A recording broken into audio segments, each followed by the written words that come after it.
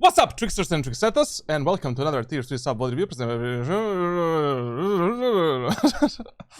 Okay, today at our coaching table, we have our friend KG Pros. He is like, just a second.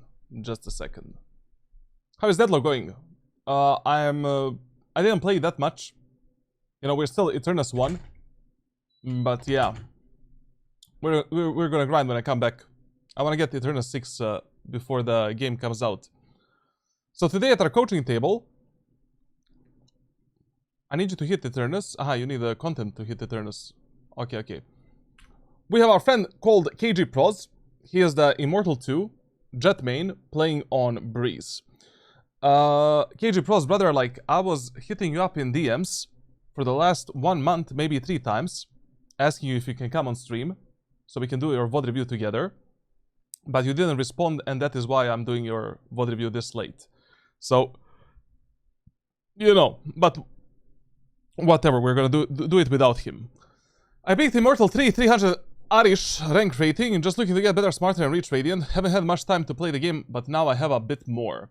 My aim training is just 15 to 30 minutes of viscous benchmarks. Warm-up is just a practice range plus 2 deathmatches. My KD is shit. My attack is my main weakness as well as Haven and Ascent.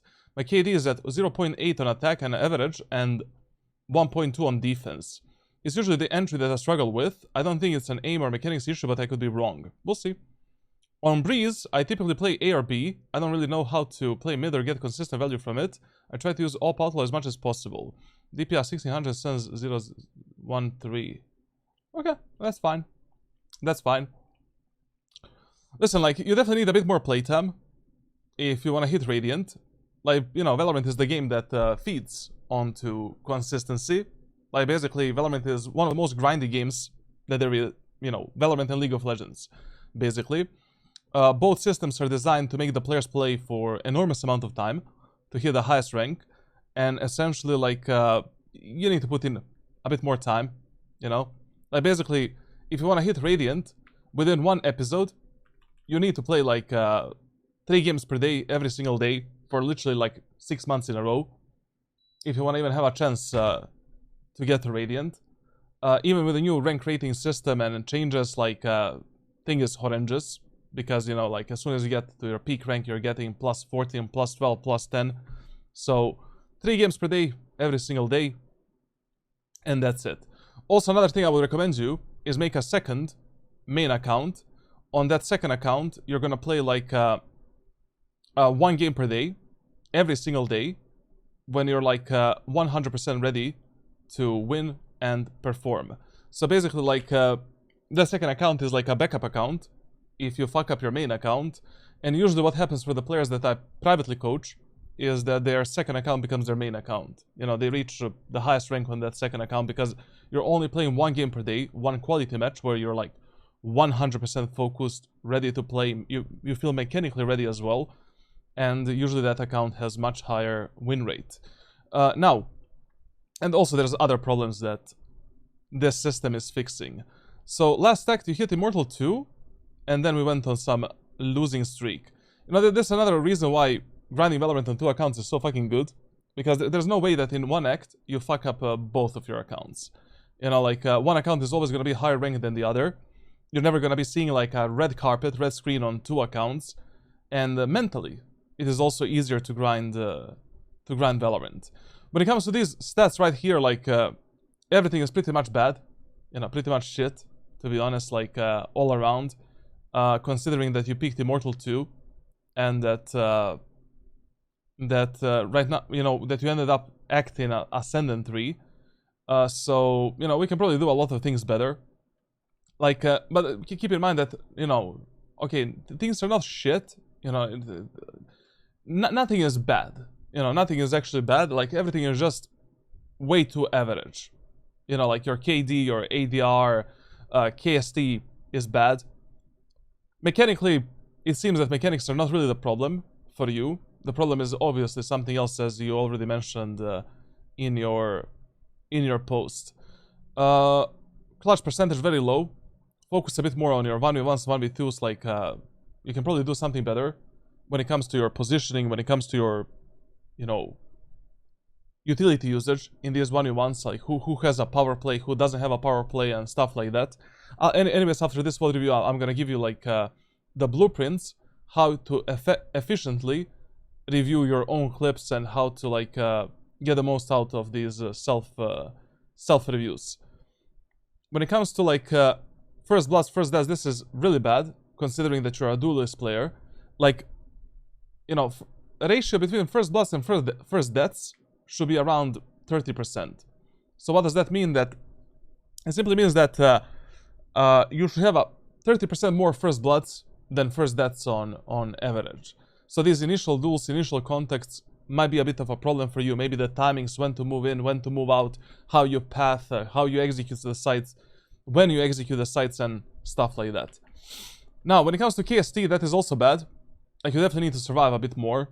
Like, you're just giving me a vibe of a player that is taking way too many unnecessary fights, and also the fights that are not really working in your favor. Like, you're just forcing 50-50s left and right and hoping to like, you know, to like win them somehow based on your mechanics. Fight a bit more with your team, survive a bit more, and that's it. Attacker side, absolutely horrendous. Like, literally, you know, as you said, like, your defense is okay. Even on defense, you can probably play maybe a bit better, maybe. But attacker side is, you don't exist.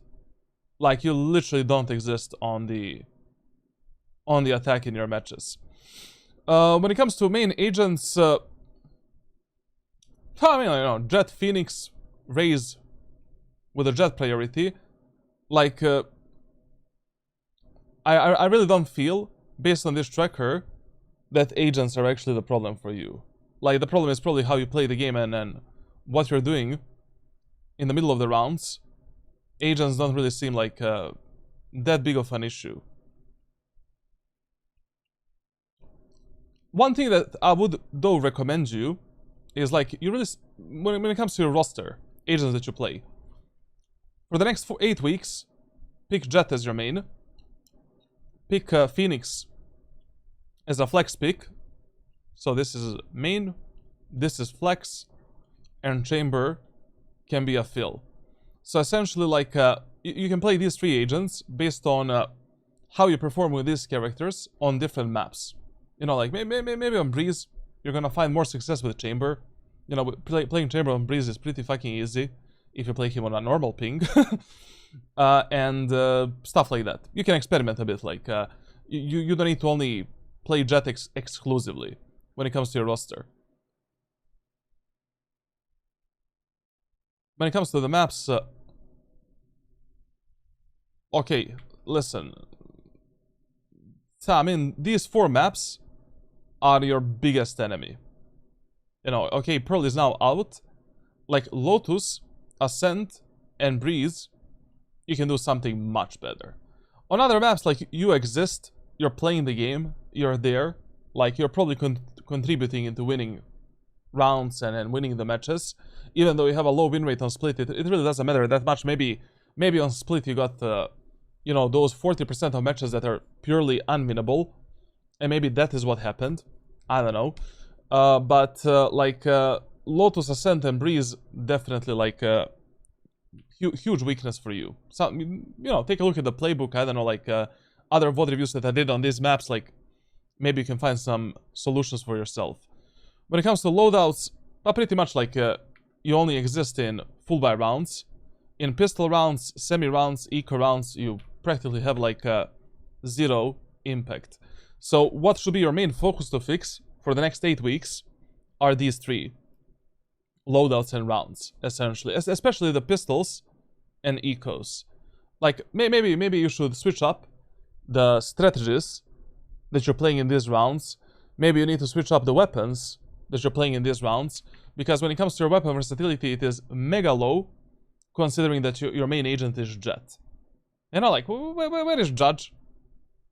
Where is Marshall? You know, how do you save money for the operator, for an example? Shorty, secondary weapon. Stinger. You know, even Bend. I mean, every weapon is lagging a bit compared to the Vandal. Like, you just made out of yourself so much like a, you know, like a Vandal type of player. And usually, like, so the reason why I want to have a high weapon versatility in Valorant is very simple. You just don't know if your mechanics are gonna be enough for you to reach the Radiant. You know, no one can tell that. And even you don't know that. Like, you don't know what is your mechanical skill ceiling. But when you have a huge weapon versatility, like basically you know when to pull out the Judge, when to pull the Marshall, Odin, Bucky, Classic, Shorty, Stinger, to get the free picks, free kills, make a numbers advantage for your team. You just have more solutions for different problems and different team compositions. You cannot just be playing Vandal exclusively. Even Operator and Outlaw are lagging behind the Vandal quite a lot. Also, I really don't know like how Sheriff is your third most used weapon, and you're playing Jett, for an example. So we'll see. We'll see. In this Breeze VOD, probably there's gonna be a lot of mistakes that you're making. Now, another thing that I need to recommend you is you need to have some kind of a stop loss. So you know, like when you feel that it's not a day to play Valorant, just don't force yourself. Like here, for an example. Like, you lost this match 11-13. You lost this match 11-13. That's it. You are out for that day, or you play on your second account. Brother, 2 matches you lost very close, but there is no way that you have a mental capabilities of playing the third match right now. And the next match we lose 1-12. And not only that, even after losing this match, you queue up again, and you lose another one. It's okay. You lost 2 games in a row, very 2, you know, long and hard losses. Reset yourself, go out, go to the gym, play on a second account, do something else with your life. Same as you did this day, for an example.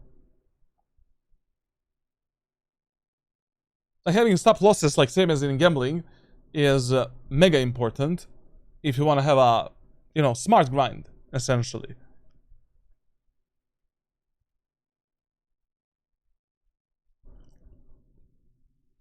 Also, when it comes to your playtime, like, I mean, I really don't know your schedule. I don't know if you're working and what's your job and stuff like that. But, you know, this is, for example, really bad. Like that, you have a lot of days when you don't play Valorant, then you play 2 matches. Then you don't play for 2 days, then 1 game. Then 9 matches in one day. There's no way that you have, like, 100% focus in 9 games in a row. Then 1 match, 2 matches, you don't play for 3 days, and then you come back again. Then one day you drop 12 matches, and then once again you make a break. Now, once again, I really don't know your schedule, but, you know, having a consistent playtime, even if it is a bit lower, is 10 times better than like, you know, dropping 12 matches in 1 day and calling it a day, essentially. So, you know, try to spread your time a bit better. Maybe try to have a bit better time management. I don't know.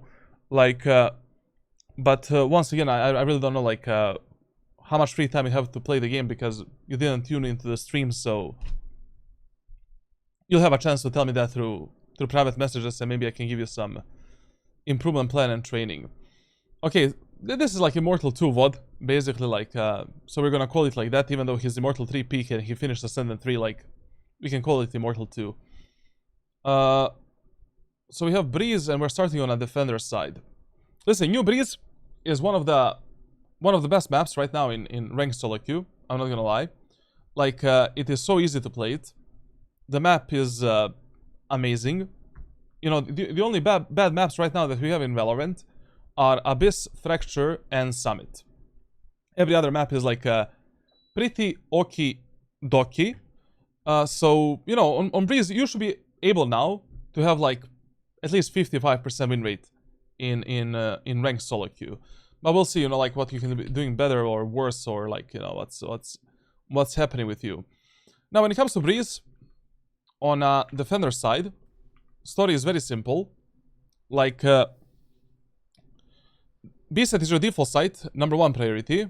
A set number 2 priority. Mid number 3 priority. But hear me out. So, essentially, this is a slow rotation map, which means that all of your rotations need to be meaningful. From the round number 5. So from the round number 5, like every time when you want to rotate, you need to ask yourself 10 times, what are the enemies doing, what they did in the previous rounds, is it time to rotate, etc. You know, the map is still big. It is huge. In the first 4 rounds, you should be making some kind of a move, rotation or something, based on the initial contact between your team and the enemy team. 2 very good default plays on this map that you can do regardless of what's happening in a match, especially if you feel a bit lost, is taking the elbow control early on and getting this information, and taking the aim and control together with your teammates. You know, some one-way smoke, breach stun, omen paranoia, depends what type of a team comp you have. And most of the rounds, when you have absolutely no idea what enemies are gonna do, just clear the elbow or take the top mid control, and then just play fast rotations between A side, B side, and support your teammates left and right. The first round, we always play in the same way with every single character in the game. And then second, third, fourth round depends on what enemies did in the first few rounds, and also like on the enemy's economy and enemy's patterns, obviously. So in the first round, we Jett get a bandit, get a smoke, instantly shift walk into the elbow as soon as the round starts. If you hear the enemies pushing, activate the dash ability, go for a deep flank, deep peek, and try to surprise the enemies and try to get a contact. If you get a contact with the enemies already here, you know, no matter what is the result of this fight, you can just reset yourself and then focus on playing with your teammates on the B side and supporting them. Also, what's a really good play in the first round, if your teammates want to listen and your teammates want to communicate and play together, 1 player plays B side, 2 players play A, and you tell one of your teammates to push elbow together with you. So you go for a double flank and double lurk, where, you know, one of you guys can be the first contact, and the other guy is baiting the first guy. In the first round, like, there's absolutely no way that enemies are going to expect, like, 2 players going from behind. We have higher chances of completing this type of a flank and lurk, and basically pinching the enemies immediately as soon as the round starts. And we also have higher chances of refragging each other and, you know, taking making the pressure onto the enemies, essentially. If you don't see anyone in the elbow, knife in the hands, insta rotation through mid onto the A side, clear the mid properly, 1 angle at a time, open the doors to make the enemies think that you're going behind them, and then from the double doors, engage the enemies and play with your allies. So yeah, let's see what you're gonna do and how this round is gonna play out. Okay, so we're gambling on A side. The reason why I would not make a gamble on A in the first round is, first of all, players on this map play super passively. You know, like on a defender side in ranked solo queue for some reason. And that's not a good idea. So, you know, getting that early info in elbow and B main is really valuable. Second reason is, like, B side is 10 times harder for the retake than A side on Breeze. And the third reason is, like, I mean, that's it, essentially. Also, fuck the sheriff in the first round of Breeze. Reason is very simple. Like, bandit on any distance is 1 headshot, 1 kill. You know, you have 8 bullets. You can spam your shots a lot more than with a sheriff. You can fight multiple enemies far easier than with a sheriff. And also having that 1 smoke to go for a retake or to get out or to get in is mega valuable for you as a Jett player. So getting a sheriff is just too much of a gamble on Jett specifically.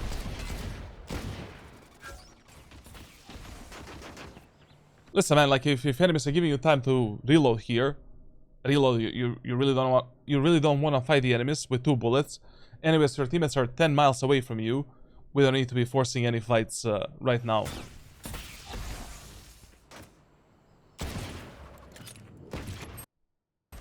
You see, like you know, that is why you should have reloaded a bit sooner. Because, you know, here you would actually have 6 bullets. Jett wouldn't have a time to engage your Sova alone.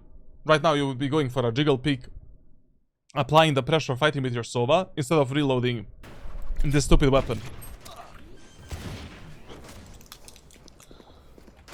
Spike planted. Now listen, whenever you're going for the A set retake, and you are forced to retake through this area of the map, and you have a dash ability ready, use that dash ability to get into this corner.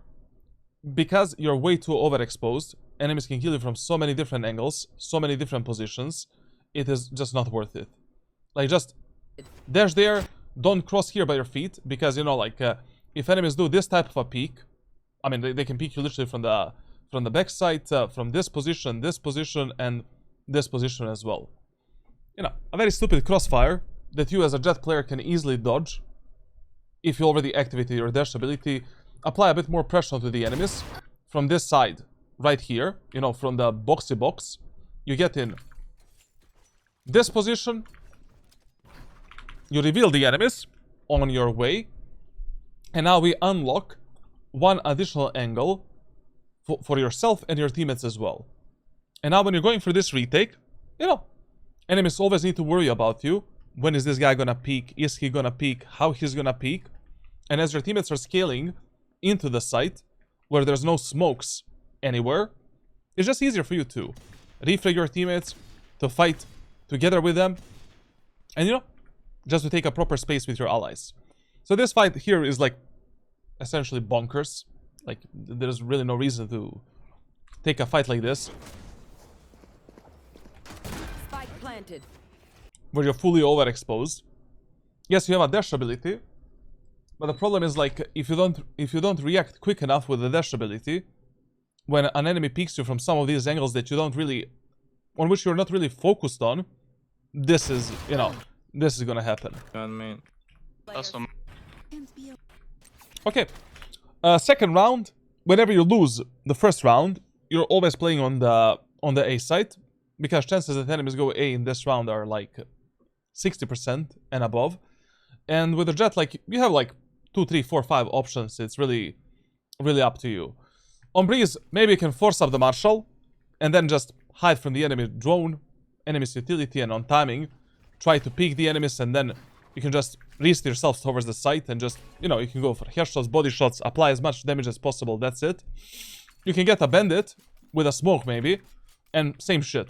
Just on timing, when the enemy Sova drone is here, we can try to peek the enemies, dash towards the stairs, and, you know, then continue applying the pressure.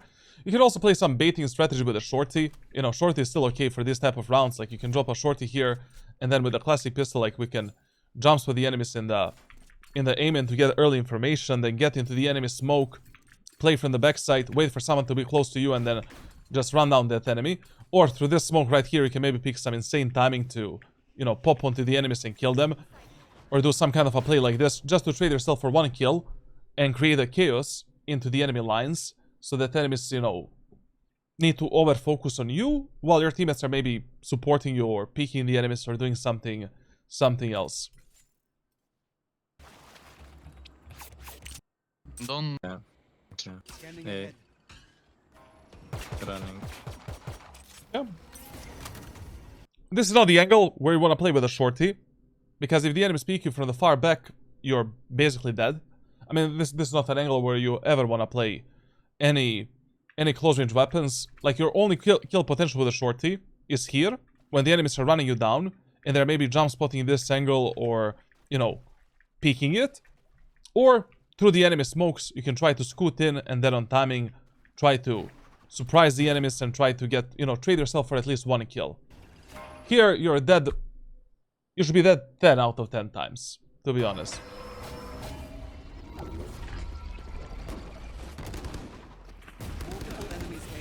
Okay, this should be a free kill for you. There's one guy in the smoke. 65. You should have jumped into this smoke. I mean, you heard a guy in the water. You heard a guy inside of this smoke.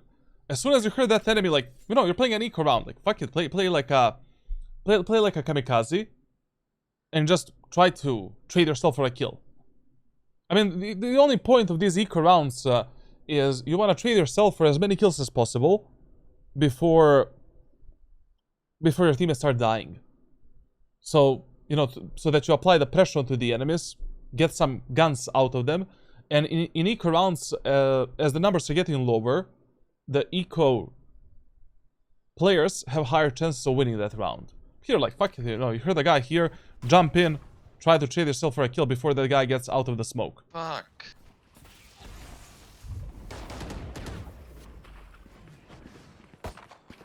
Here, you're not waiting for the enemies, you need to be the one engaging the enemies, because once again, if enemies do this type of a peek, you're not gonna have enough distance to kill that guy. So you're just listening to the sound, listening to the footsteps, and then doing this. So basically you're jumping onto the enemies. That was a bit lucky because, you know, enemy Sova was already like...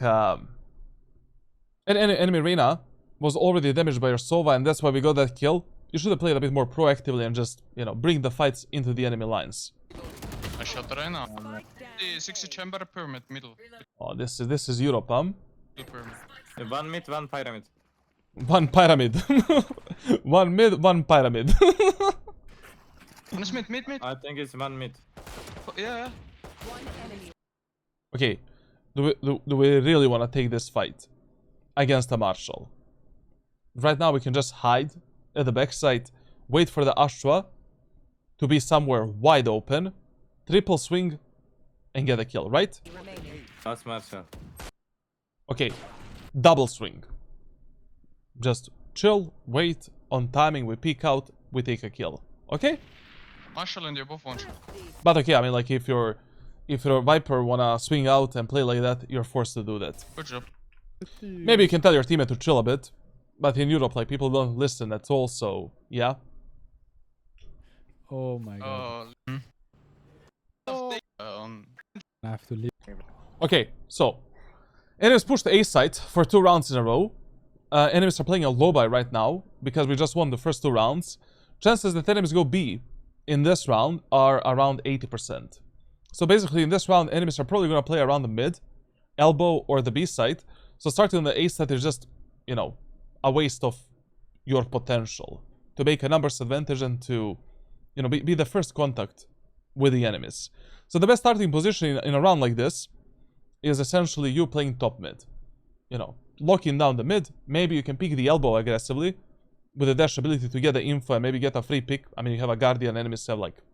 Maybe they don't even have the shields in this round, to be honest. You don't need to overcommit too much. But this round playing on A set and playing passively, definitely not an option. This is our home. Good call, brother. Stuck A. Yeah. You wanna No, Tells no. me. Still in sight. One left. Chill. Okay. No. I'm going back, elbow I'm going right back, now. I'm going back.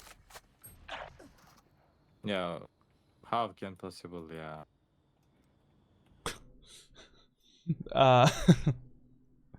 Chat, like, these voice comms just reminded me why I don't play in Europe anymore. Now, we're getting Radiant on NA no matter what.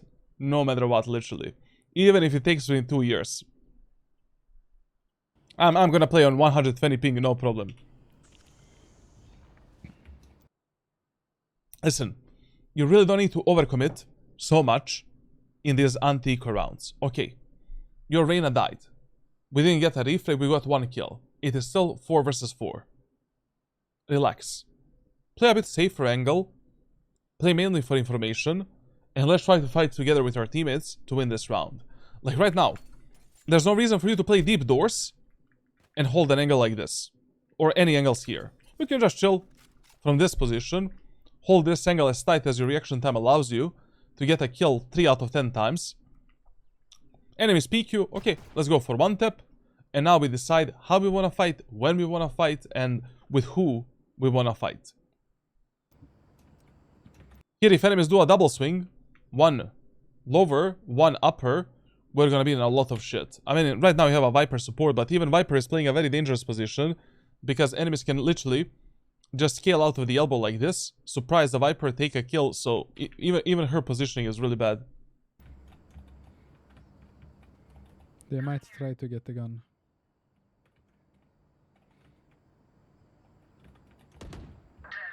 Okay, Viper did a good play.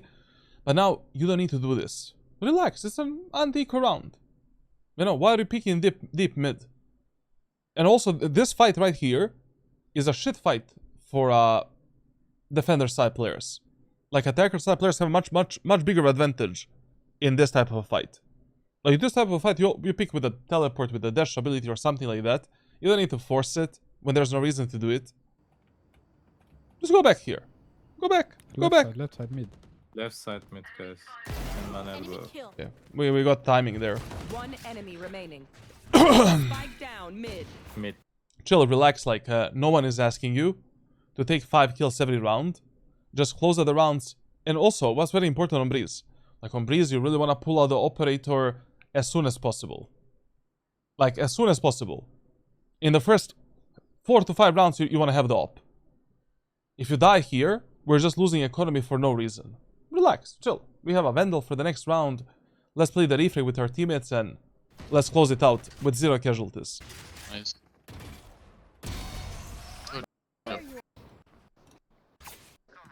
Okay, so 2 rounds in a row, enemies failed the A push.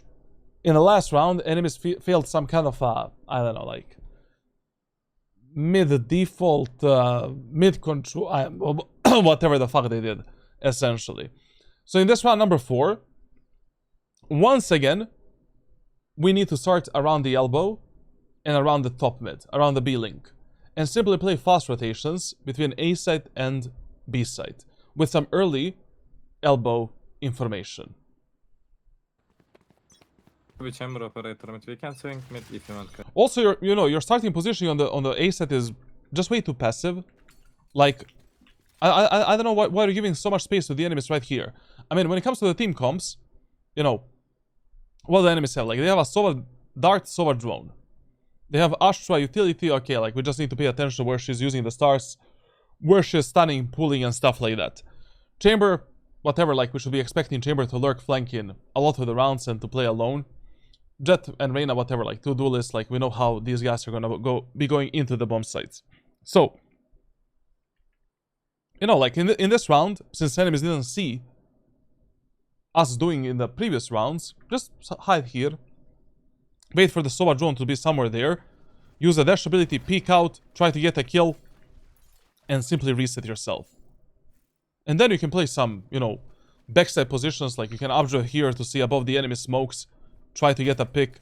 You can try to maybe updraft here on this angle, and then as the enemies are going out, try to get the picks and then play with the Sova from the backside. Like, there's no way that, you know, this is our starting position. Holy shit, like... Still in sight. I go back. You want to play? Let's play. I mean, listen, like, as a bare minimum, if you already want to play this passively at the backside, just go and jump spot the aim area of the map. Just get the information if someone is there, so that we know what we should be doing. Of course, you're not going to get that true info, because, like, obviously, enemies can slow push this and wait for you to jump spot whatever. You might miss the timing, but at least we apply some level of pressure that maybe we're playing close, that maybe we're going to go for a peek, and, you know, then you can decide where you want to play and how you want to play.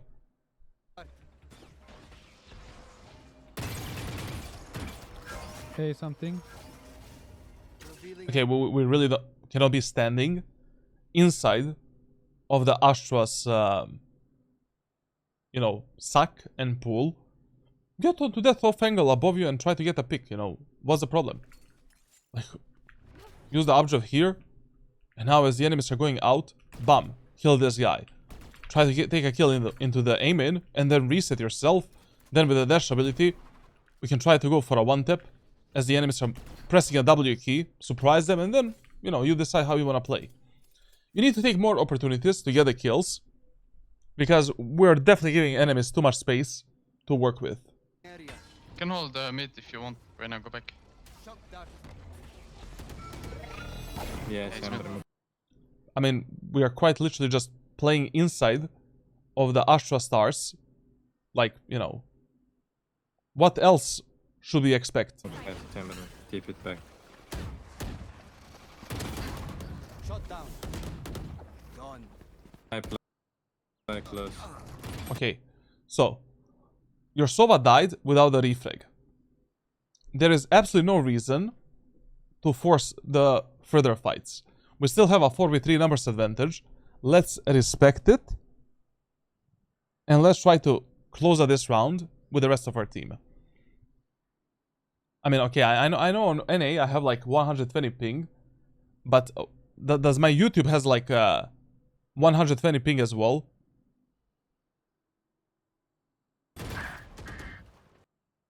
I miss, bro. I don't have flash. I think he's still mid. Reset a bit. You know, it's okay. So, right now you're in a really bad spot. Two of your teammates are very far away from you, and we cannot play with them. It is still 3v2. Enemies didn't plant the spike.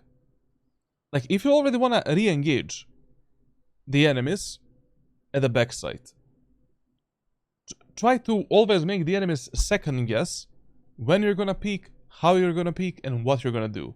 I mean, in a situation like this, what you can easily do with a Jett is you can drop a smoke like this, so that enemies have no idea whether or not you escape the site, and whether or not like you repositioned. And now, once you drop this smoke, you can maybe come up closer here, and then go for a swing and try to take that fight. But now, when the enemies are literally locking onto you, like Chamber with the Operator and Ashra, and they know that you're here, I mean, you're in a solo sandwich, and winning these two fights is gonna be mega hard. I mean, it's just 50-50 completely. And we cannot do this type of a peek because, you know, what if the Chamber with the ultimate is holding you? You're gonna die. I mean, of course he can be holding you even if you drop a smoke, but just with that smoke, you're giving yourself higher chances of taking a kill, enemies not being ready for your peek from the backside, and also maybe, you know, when you drop that smoke, enemies are gonna make a move. Maybe they're gonna make a mistake. This was mega lucky. Literally just that Chamber is sleeping. He should be taking that kill in an Immortal 2+ lobby. Enemy remaining. But you really don't want to rely on luck. No. Here as well. You don't need to force any more fights. Just go. I love that you have confidence to take the fights. That's mega important in Valorant. But this type of confidence will bite you in your ass in a lot of the games that you're gonna play. Because here, if you die in a solo fight against Ashra, I don't know if your Reyna and Chamber are gonna be taking these kills. You don't know that as well. It's been only 3 rounds. I mean, your Reyna didn't play that well in the first 3 rounds. Our Chamber, I have no fucking idea how our Chamber is playing. I mean, like, literally, the guy was defending B set for the last 4 rounds, and, you know, he didn't really have a time to fight the enemies that much. It was a on side or me? And now the problems begin. You know, now the real problems begin. Now you're just a spectator, and you're praying to God that your Reyna and Chamber are gonna win this round for you. Just relax, chill, like, you've done your job. You made a huge numbers advantage for your team. 3v1. Just reset. You know, with the dash ability, since you activated it already, we can maybe peek from the right side to get the info, dash away, reconnect with a Chamber and Reyna, and now we just fight up front with the rest of our team without any problems. Man. Nice. Okay, so enemies lost another round on the A site. The last time, when they were eco halby, they were pressuring us on the B site, elbow, and mid. So in this round, once again, we should be playing around the B link, elbow, and B site in general. On top of that, enemies have Astra ultimate, so maybe they're gonna try to use some kind of a wall that is gonna give them like you know, entrance into the B site to plant the spike and then play the post plant. Because it's an eco round, like, you know, chances that enemies go A in this round are very low. Give them something of my opinion. Hello, I'm just gonna hold and then I go back. Okay. B players, B.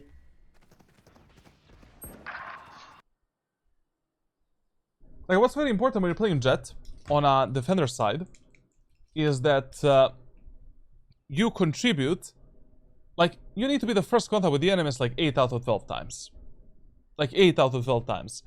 And you need to position yourself based on, you know, enemy's economy, based on what makes more sense on that map, based on the enemy's ultimate status, based on the AB rule, based on the rule of fear, based on the rule of 3 executes. You also need to account some other sub-rules as well. You know, in this round, enemies pushing B, you know, pretty readable.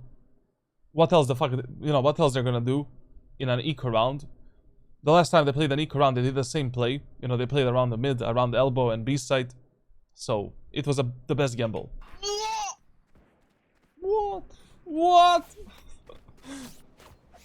They go in B. They're out. I'm flank. Listen, here, you know, good play by you. Trying to connect with your Viper on the side that is alone. But you cannot be running with the knife out because, you know, when enemies are playing an equal or halberd round, no matter if it is attack or defense, expect some crazy plays from the enemies. You know, enemies now have the marshal, sheriffs, like some shit weapons. Do you think that,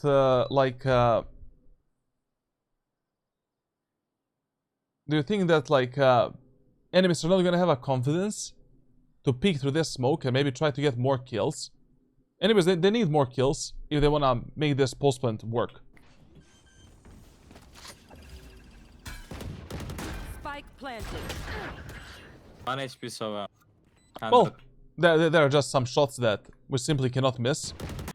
But listen, whenever you're holding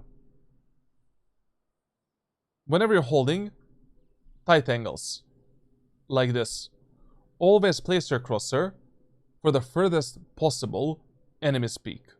Like, even if you're holding an angle this wide, place your crosshair there. So if enemies are going for some kind of a wide swing, it's very easy to catch them. Just with your crosshair placement. And if the enemies go for a short peak and they stop, doing only one micro correction onto the left side is far easier than trying to catch the enemy's fast movement and trying to predict at what moment of time enemies are gonna stop and where. Spike planted. 1 HP so 120. In the corner. One close that, yeah. Last player standing. One backside.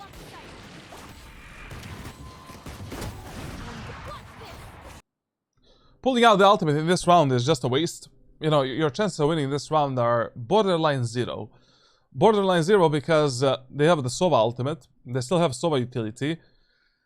Maybe they still have, you know, some of the Ashwa stars. Like, even if you take 1 or 2 kills here, you know, you have barely enough time to play this retake. It would have been 10 times better if you saved this ultimate for the some of the future rounds, or to save the economy for the next round. Like, you know, in these type of situations, yes, like, usually you want to pull out the ultimate. But when you see that the round is somewhat winnable, here, I don't know. 1 HP so. You know, like, enemies can be anywhere. You might be in a sandwich. Enemies can just play passively with the ults and utility and just, you know, win the postman like that as well. So, this is just a waste. You should...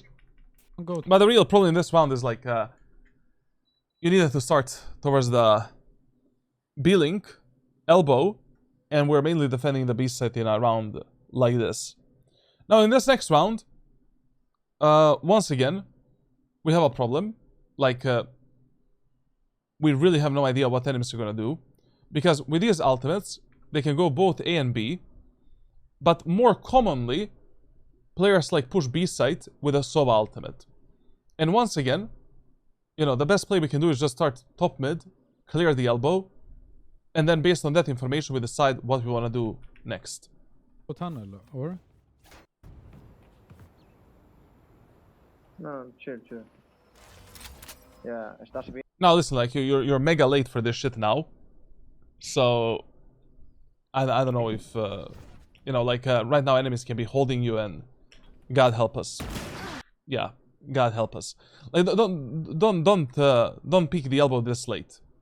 You know, fuck it. If you already heard so you start at the top mid in the nest right here, like, and you hear the Astra starts on the B side. Fuck it. Just move towards the B side silently. Get ready for the enemy scale out, push. We can use the dash ability to peek through the enemy smoke and try to get a pick, reset towards our teammates and play with them.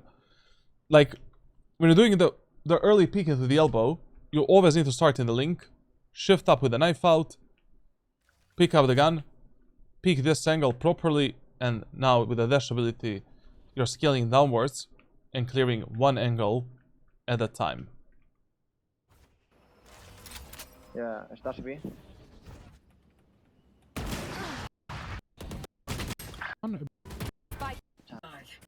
Bro, please. Okay, so enemies in this round used up the Sova ult. Now they have only Astra ultimate. 2 rounds in a row they push B side. They know that we are playing on a defender side, some kind of a low buy. You know, we have only shit weapons, you know, sheriffs and marshals and crap like that. So in this round, chances that enemies go A are like 80 to 90%. Once again, we have a bit of a problem with your early positioning. And with the Jett, like, it is mega important that you contribute into fighting enemies in these early, you know, contacts. Like, you need to be the first contact with the enemies, using the dash ability to shit on them, fuck them up, and we cannot be playing B side in this round. I'm gonna ult B, bro. Fuck.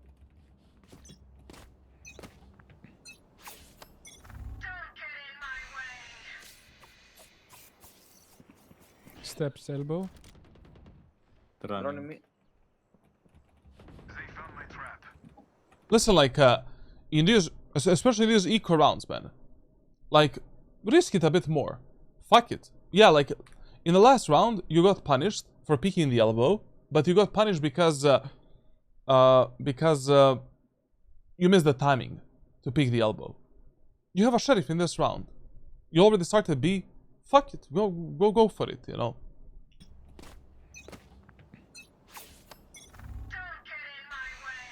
Get the information at least. Steps elbow. Running me.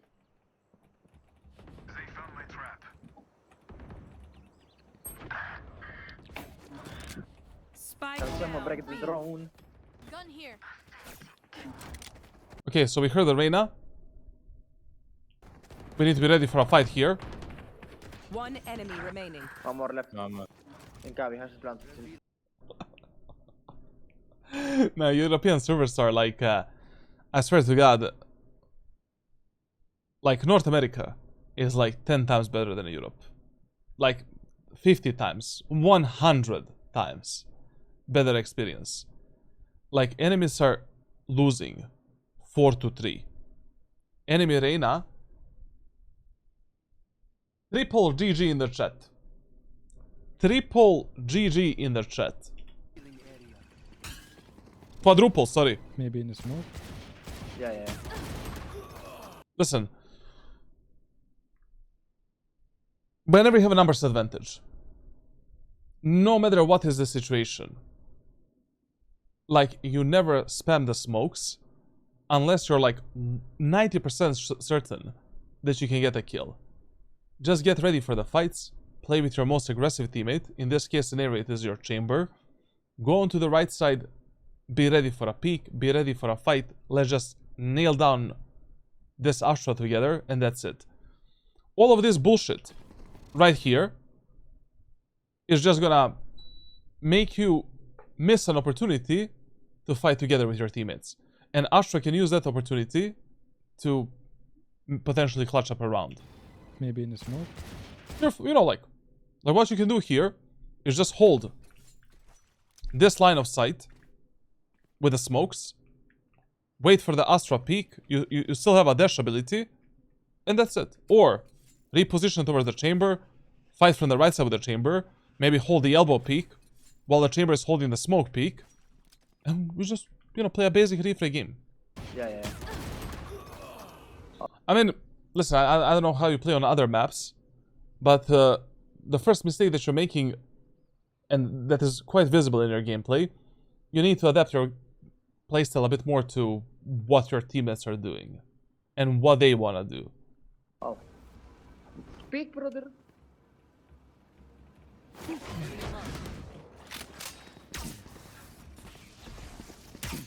Now in a 2v2 like this, like, on whichever angle your solo wanna fight, on that angle you fight as well. And we need to expect that Astra is gonna go for maybe a double fake, triple fake plant. So we should not be jabaited by that. Last player standing. Well, maybe Visco's benchmark is not really the best aim training for you. I'm not gonna lie. We'll see. We'll see, like, what you're gonna be doing in the rest of this match. Last player. Maybe Astra would, right? Can you hold here? Yeah. Get out of my way!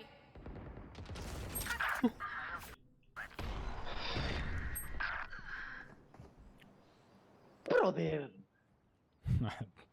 For these guys. Listen, like, in the matches where you're autopiloting, or you cannot read the enemies, or like you don't want to bother with reading enemies on a defender side of Breeze, just start top mid and play fast rotations. Clear the elbow, play top mid, and then decide what you want to do next. Or take the full aim and control and then decide what you want to do next. Spike planted.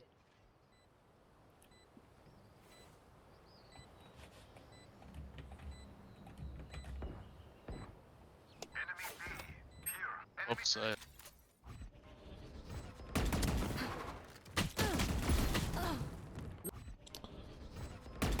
Okay.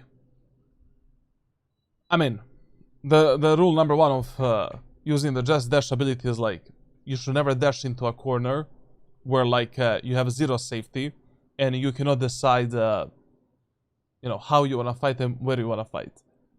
Like, if you're picking window on both attackers and defender side, like, you only have one option and one direction where you can dash, and that is the right side. So you can reset yourself and then decide how you want to take the future fights, where you want to take them, at which moment of time you want to take them. You can keep your location a secret, be a very annoying pressure for the enemies, but we cannot be taking a, you know, like, we cannot be dashing towards the left corner fully overexposed from the beam and area of the map and waiting for like 3, 4, 5 enemies to peek us at the same moment. I mean, you're not tens, you're not Aspas. You cannot expect from yourself to go for triple one-taps in less than 2 seconds. Last Over.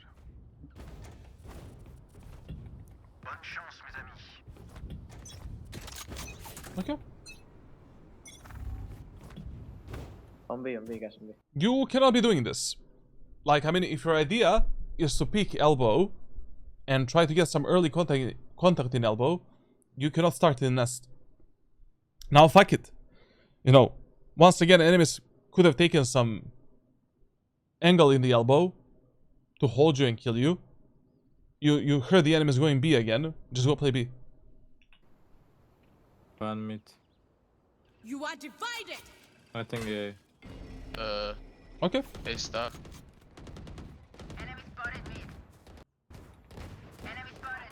Oh, two more MN, two more MN. One mid. Okay, listen. Yes, in eco rounds, you want to play like a kamikaze, and you want to try to get as many kills as possible. But if your teammates already do a good job, and you end up in a 4v2, you really don't need to force anything, unless you have some kind of a very good, like, cheesy setup, or a surprise mechanic. Relax. Chill. This round, in your head, should be over. We already won this round, we don't need to bother with it too much. We just hold a bottom mid cross, so that this Astra cannot kill our chamber through the doors. We wait for the Viper and Sova to come near us, to come close to us, and to play together with us, and then we strike. One A. If you die in a fight like this, it is anyone's round. One enemy remaining. Last me. We kill. Pick. Right. You need to relax a bit. I mean, like, to be honest, like, I can easily see how this type of gameplay that you have here can be fucking you up on the attacker side quite a lot. Well, it's gonna be interesting. Nice. Very nice.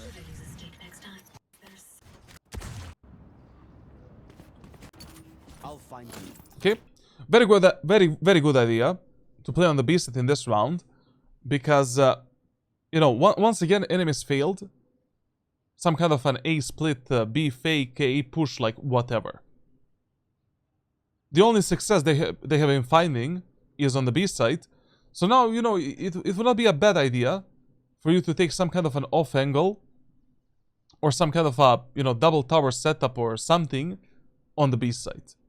That's the only success that where the enemies found, which is like opening B. We have two teammates with ourselves, Viper and Sova. Defending this side should be easy. We can maybe play on this off angle and then on timing pick the enemies, try to get a kill. We can start here trying to kill the enemies in the window and then turning our focus onto the enemies in B main, then dropping down, resetting ourselves. Maybe from this position we can try to play like this. Wait for the Sova drone to be there. Go for a surprise peek, try to get a kill, then support the Viper and play with the Viper.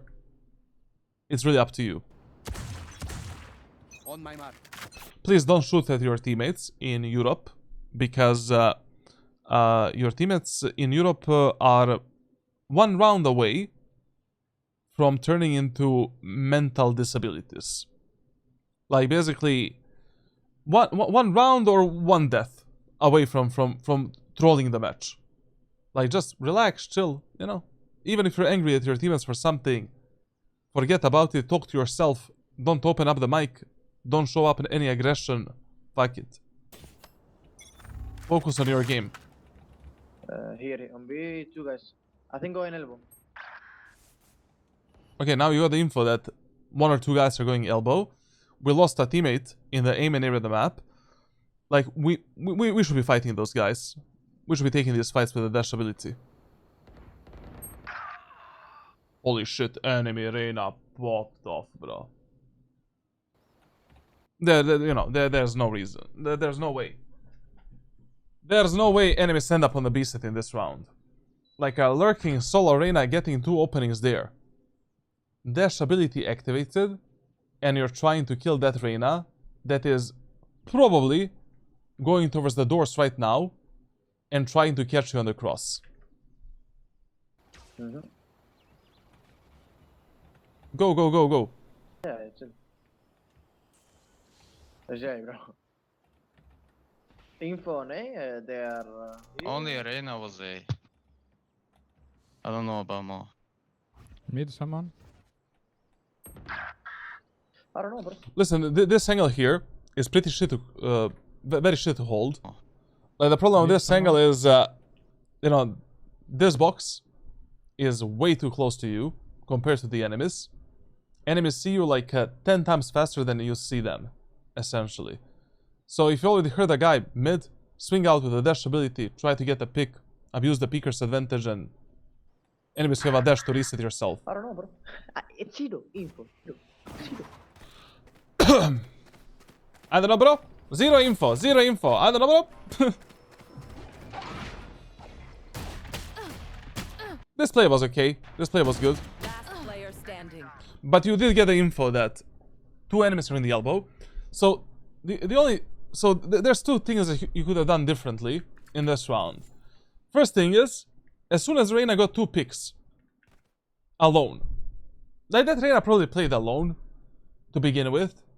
I mean, we heard a lot of the steps in the B main, so enemies probably try to, you know, play some kind of a default, or I don't know, they're using the Reyna as a joker card to potentially win this round.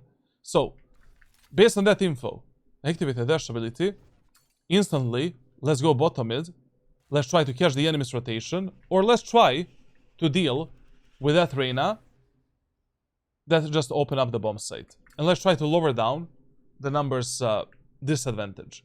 Option number 2, dash ability ready. When the Viper smoke go down, we need to clear the elbow. to see if enemies left any lurker or flanker in this area of the map, and then we fight 3v5 and hope for the best, essentially. But option number 1 was much better, like just as soon as the Reyna got these 2 picks, and you still had a Viper wall here. Now, enemies need to have some very big balls to cross this type of wall. Already here, you're walking bottom mid and trying to catch off the enemy's rotations, or maybe catch some timing to scoot into the A site and surprise the enemies, especially if the Reyna decides to go towards the spawn.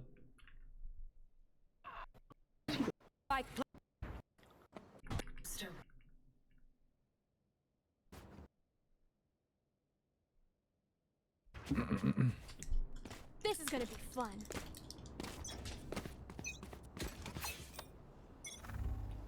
Okay. Brother, I think I didn't see anyone playing with a Spectre on a defender side of Breeze. I mean, listen. Like, if you want to do this aggressive play, and it is 5v5. Like, I mean 5-5. How much money do you have in this round?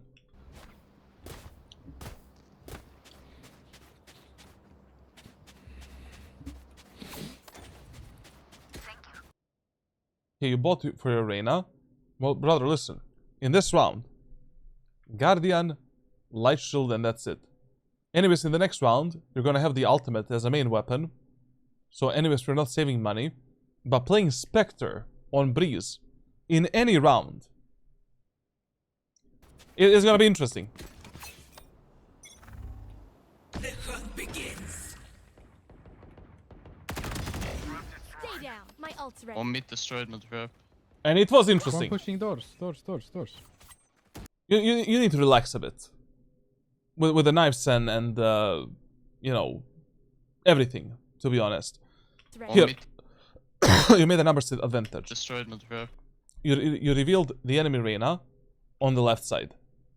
Brother, you can just scale down mid with a Spectre, with a dash ability, and let's try winning this round with a Spectre mainly. Because if you lose this round, you won't have shit for the next round, essentially. And also, what you don't need to run it down. Okay, you saw Reyna bottom mid. Now your teammates can deal with that Reyna. We got the information for them. We still know there is one more enemy in the B main. We see on the minimap that our Viper, I don't know, she wanna fight for that B main. She wanna fight this Sova. Okay, with this Spectre, let's try to kill that Sova together with the Viper, or let's pick up the gun from the dead enemy Jett that we just killed in the elbow. And later on, we're gonna deal with this Reyna that is flanking, lurking, taking mid on timing, whatever the fuck she's doing. One pushing doors. Headshot. Help. One Help. enemy remaining. Listen. You're playing against the Reyna that has 2 flashes, 2 layers. Okay, you dodge the first one. Help. Just wait for the second one. You heard the second one as well. Wait for that layer to disappear. Maybe we can drop a smoke like this, so the Reyna doesn't know if we are engaging her. What are we doing at that moment of time? And then, you know, that's a free fight for you and a free kill. Also, One Help. enemy remaining. Nice. Good job. don't speak like this once you die. Once again, you're playing in Europe. Players are always on the edge of mental instability. Like, don't be that type of a teammate. Scream in a microphone, do whatever the fuck you want in your four walls, actually 6 walls, like in your room. I mean, even though he sounds he sounds aggressive, like he sounds I don't know, very toned down, like help. So I guess it's fine. Good job. Okay, Insta.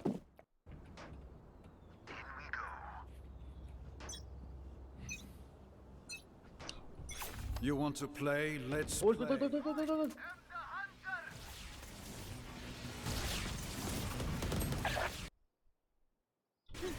Where are you ulting, bro? Faster. Parasite. Swap beside you. Watch your chamber tunnel lurk. Your fault. Swap beside you. You definitely need to chill a bit, like, when it comes to your utility usage and smokes. I mean, listen, all of the plays that you made here, very good. Very nice. Not bad. But the problem here is, like, a lot of the times in your gameplay, when you should be fighting with your teammates, you're doing some mumbo-jumbo shit that is just losing you the timing to refrag your allies and to fight with them. Here, you know, what? Do you even need a smoke there? When you can just fight with a Sova and take that fight with a Sova? No. You just swing out, take a fight, fuck it, like, you know? Anyways, this boxy box right here is protecting you from the... So the smoke is all the way here. We can swing... So the smoke is here. And this gap is big like this. You swing out like this. Brother, if that chamber hits that shot... Cap down... You know. Great job. Just swing like this, like you have Sova fighting there. It's a very small gap. Like, enemy chamber needs to hit some insane shot in order to kill you. We killed that motherfucker, saved the Sova's life. Now we can jump with the B-main and just continue fighting with our teammates. Watch your chamber tunnel lurk. Your fault. I mean, thankfully your Sova survived. And your Sova lived a happy life. Now the worst thing we can do in this 4v2 is just dry swing a guy with an operator. Jump spot, get the info. I mean, dash ability is not gonna save you from the op shot.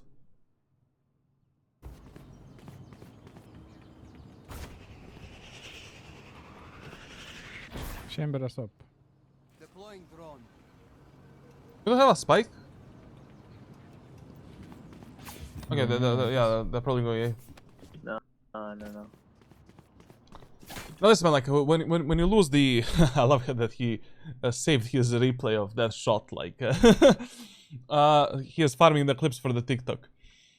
So, when you lose the information on the map for such a long period of time, like, behave like the enemies can be anywhere, everywhere, up in your ass. So now when we rotate, clear every angle, every position, everything. Spike planted.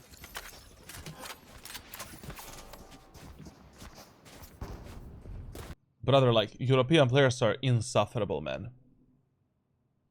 No, we need to get Radiant to North America. I don't care, like, when I come back from vacation, lock-in time, I'm gonna be playing 5 games per day minimum, aim training. Like, brother, we are not going back here. Like, enemy Reyna cannot stop writing in the chat. You're lucky I have losers queue team. Huh? Brother, you're losing 5-7.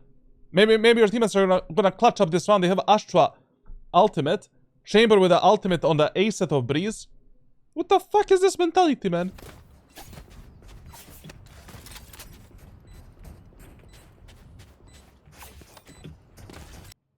Listen, when you're jump spotting the enemies, like, always try to jump spot, mainly to get information. So try to see the angle that you're jump spotting, because right now, you know, you got 0 info. If that chamber is maybe holding you from the backside, you just gave the info to, like, enemies that you're gonna peek out. Now chamber is ready for that fight, and, you know, things can be very interesting.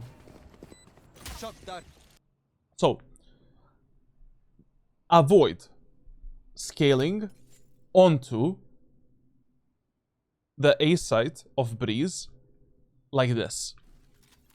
Like, this is only okay if you're using a dash ability, or if you have a smoke for the cross, and that's it. Always try to engage the enemies like this, so we can clear angles here, then we cross, then we move in. When you end up in a position like this, God help you. Like, enemies can peek you from so many different angles on timing. They also hear you if you're just running it down. Like, you cannot really rely on some insane flicks to take these type of kills. Not to mention that enemies have a chamber with op.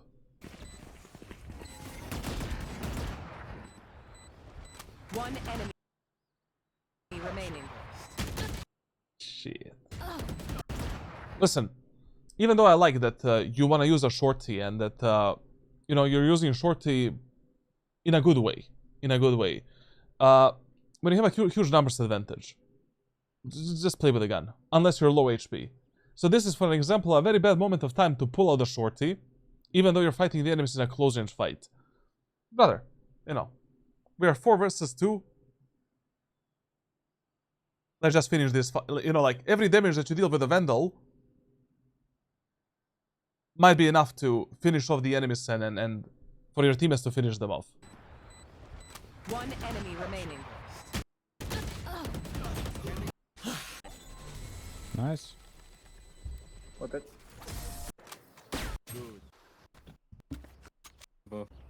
I don't know, very... You know, we are the defender side. I'm not gonna lie. Like, enemies played super fast, like, which is not really that common in these lobbies. And, I mean, your team has also played pretty well in some of the rounds. The only thing that can be a bit better is your early positioning and your early setups. And your team play can be a bit better. Like, I just feel that a lot of the times in your rounds, you're not really paying attention on what's happening around you. Like, what your teammates are doing, where they are positioning, and, you know, what should be your next step. So, maybe map awareness is a bit lower, but considering how bad you play on the attacker side, on attack probably, like, all of your problems are gonna shine. Especially on a map such as Breeze. So, on the Breeze attacker side, still the same story, you know, B set number 1 priority, A set number 2 priority, mid number 3 priority. In the first 4 to 6 rounds, you mainly want to organize your teammates to play together as 5, and we should just be doing default setups and default strategies, like a 5-man push on B, 5-man push on A, some kind of a 3-4-2-1 split onto the A site, split onto the B site, and if these executes are not working, and the fakes are not working, then start taking mid control, fighting for the mid control, maybe lurking, flanking, trying to take some solo picks. So, when it comes to the enemy team comp, because they don't have a Viper in the team, and they don't have a single hardcore Sentinel, the best idea against this team comp is 3 rounds in a row, do a 5-man push onto the B site, and then in a 4th round, fake B, go A. And that is what we should be doing in this match. Once again, in the first round with Jett on Breeze, Bandit and a Smoke, the best option ever. If you're going B, all you need to do is be ready for the early contact in the B main area of the map, and basically just jiggle peek this angle, jump spot the enemies into the elbow to see if anyone is scaling through there, and just do a most basic default execute you can do with the Jett, which is this. Take this initial space, then together with the teammates, scale at the backside, clear the elbow as soon as possible, and get ready for the post splint. Can't trap elbow. Take flight. On his tunnel. Blocking sight. Okay.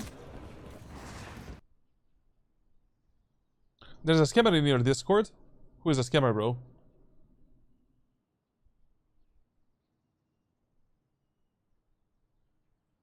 My guy, main, bro.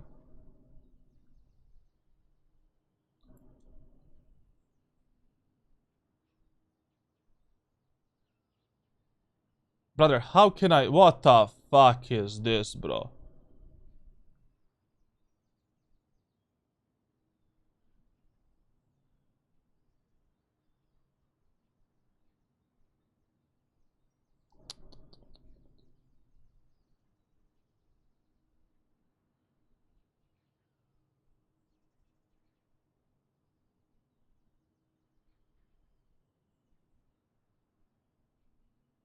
How did my dude main get hacked, bro?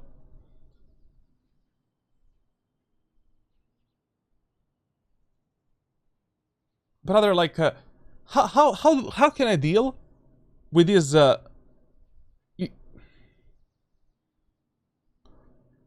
don't know how to deal with these images, like scam images on Discord. Like, there's so many of them these days. I tried installing the honeypot bot, but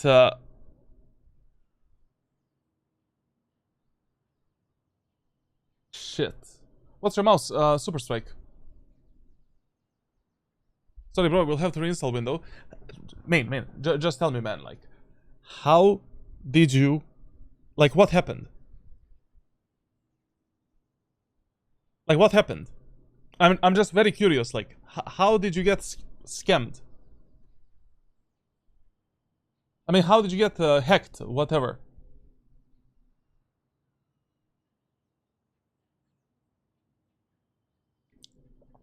How does that happen? You click some link.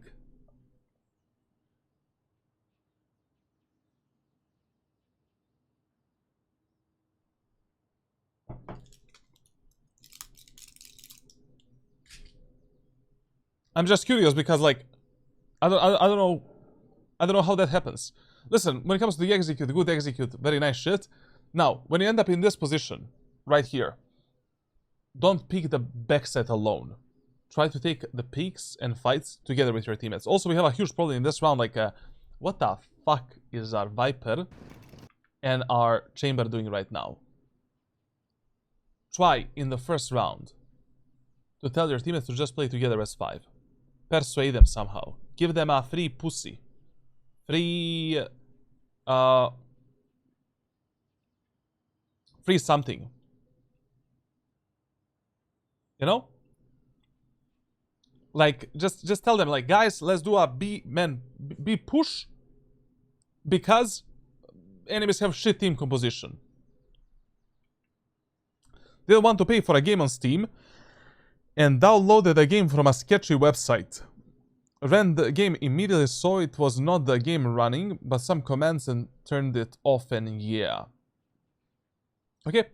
You have any advice how to play around teammates who you dislike, toxic, or abusive? Makes me so demotivated. My brother, listen. There is only one tip for these type of matches. So, you're playing with the teammates that are toxic and abusive. You have two options. Are your teammates toxic and abusive, but they still want to win a match, and they're giving you communication and information? If the answer is yes, keep up with that bullshit. Turn the voice comms on, and, you know, just try to win the match as best as you can. Like, bait them a bit more, maybe like peek together with them. You know, use them in some kind of a way. Are your teammates just purely toxic and abusive, and they're not giving you any valuable information whatsoever? Mute those pieces of shit. Play your own game. Focus on how you can maybe counter the enemies yourself. Maybe do some kind of a lurk, flank, solo play. Maybe once again you can bait the shit out of them and just refrag them and use them in that way as well. And that's it. There's no, you know, there's no third solution in ranked solo queue. When someone is toxic, like, you know, you cannot change a player in 30 minutes. Like the worst thing you can do when your teammates are toxic is you get in arguments with them, brother. Forget about it. Like, just forget about it. You're not gonna change a person in, like, someone's opinion in 20 minutes. Backside. One backside. So, this type of fight, you don't want to take alone. You want to take these fights together with your teammates as they're taking the fights. But this is a very, you know, very interesting situation. So we have a Viper that is playing alone, Chamber that is playing alone, and I don't know what the fuck they're doing, to be honest. So we have one problem on the bomb site right now. The problem is, like, you only enter the site together with the Reyna. So what do we do in this example, where you have absolutely zero pressure from your teammates on the site? Like, basically you don't have anyone taking this type of a fight or ready to fight with you. It is totally fine if you reset yourself towards the Reyna, and now we do like a double push through the elbow, and once again we're just fighting up front. Like, the whole point of the first round is, like, in the first round, you really want to play on a refrag potential. Because enemies don't have automatic weapons. You don't have automatic weapons as well. And taking the refrags and just fighting together is, like, 10 times easier than in any other round that you can play. Like, a proper team play in the first round will, most of the times, just give you a free round win. Here. Okay, you missed those, you whiffed those shots. Forget about it. Run back. Connect with the Reyna. Let's fight 2 versus 2. No problem. Let's see who's better. Backside. One backside. But when it comes to your mechanics, like... First thing that I don't like in your aim is, like, your crosshair placement when you're waiting for the enemies to peek you and then when you're, like, holding the angles. Like, you really need to have a bit better crosshair placement based on which angle you're holding and how you think enemies might swing you and fight you, for an example. Like, a lot of times, like, your crosshair is way too close to the wall from which enemies can peek you, and then you need to do some crazy micro corrections to catch their movement and to predict where the fuck they're gonna stop. And you need to track a lot. Second thing is, like, your micro corrections are just really bad. Like, when it comes to your flicking, it's fine. It's pretty good. You know, like, your raw flicks, when you know where is an enemy, seems good enough.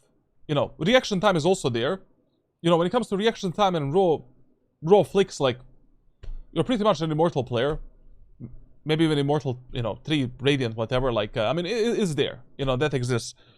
But when it comes to the crosshair placement, and when it comes to, you know, like, combining your movement with aim, and when it comes to, like, just raw micro corrections, we can get better there. So, you know, what you should be doing for the aim training is something that is hyper-focusing on just these 3 problems. And I'll give you some aim training for this, like, at least someone can aim train if I don't have time for that shit. Somebody zombie. Backside. One backside. But on a micro level, taking this type of fight is just a mistake. Brother, we are 5v5. Two of my teammates are flanking and lurking. It's okay. You can just go back. You know, the worst thing you can do when you're playing a duelist is that you just see the way up front. So, you know, what I mean by that is, like, you enter a site, and your only way to engage the enemies is with a W key, moving forward. Like, it's okay. You know, sometimes it's totally fine to take a step back, to maybe relax and chill in a position, especially if you're 5v5, and 2 of your teammates are working up the map. Like, just apply the pressure, if nothing else, you know? You need to fight 24/7 like this.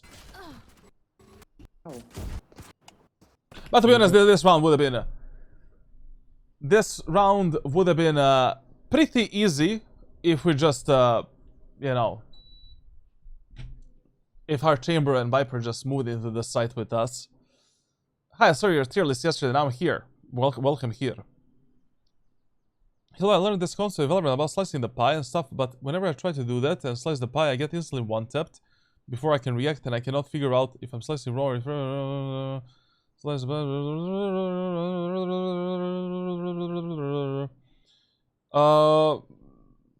Changed. Like... Very situational question. You know, like, there are some angles that you should be slicing, some angles that you need to jump spot, some angles that you need to peel, and, you know, it really depends how close are you to the specific wall, how far away are the enemies from a specific wall from which you're peeking, on how many different angles enemies can be on that position. But, I don't know, like, I would say that number one mistake that enemy players are making when slicing the pie is they're only slicing with one key. So maybe that is the problem. I don't know. I need to see in your gameplay, like, what's actually going, you know, on which angles you're dying like that. But for example, this is not slicing the pie. This is just peeking with one fucking key, stopping and taking a fight. This is slicing the pie. So we peek these 2 angles first, then these 2 angles, then these 2 angles, and that's it. But once again, like that question that you ask is like just mega situational. We go like this. Yeah, we should go B again. Listen, in this eco round on Breeze with a Jett, you can just get a Bandit and Smoke again. You know, Bandit is a goated weapon, especially when you're a Jett player, because with a Smoke and Dash, you can close the gap with the enemies and always fight them on 0 to 10, 0 to 30 meters. You can still take the space. You're not investing that much money. You know, like getting a Sheriff and a Smoke is a lot more credits in an eco round like this than a Sheriff and a Smoke. It's basically a difference whether or not you're going to have a Light Shield in the next round or not, or whether or not you're going to have more utility. So here, like, Bandit, Smoke, let's go. Yeah, let's go. Yeah, we can. I mean, you know, these... So listen. I mean, whatever. It's okay what you're doing right now. If you're afraid from dying from the Outlaw in the next round.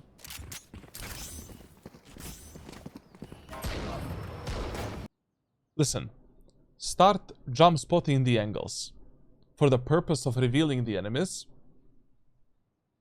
and not for the purpose of baiting their shots out. It's okay. Sometimes you're gonna die. In the lobbies, below Immortal, you will never die. Like, just players don't have a reaction time for their shit. In Immortal, it's gonna happen 1 in 20 times you're gonna die because of a jump spot. In Radiant, maybe 1 out of 10. But if you just jump spot like this, and you don't get the information, where are the enemies? And then your teammates swing out like this and die, you did nothing, essentially. If you're running up first, bam, do this, jump spot the enemies, get the info. Chamber is up there. Guys, Chamber is up there. Be ready to swing out, pick him together with your teammates, that's it. Or at the end of the day, just, you know, like, use one of your smokes to make a cover and enter the site with a double smoke setup.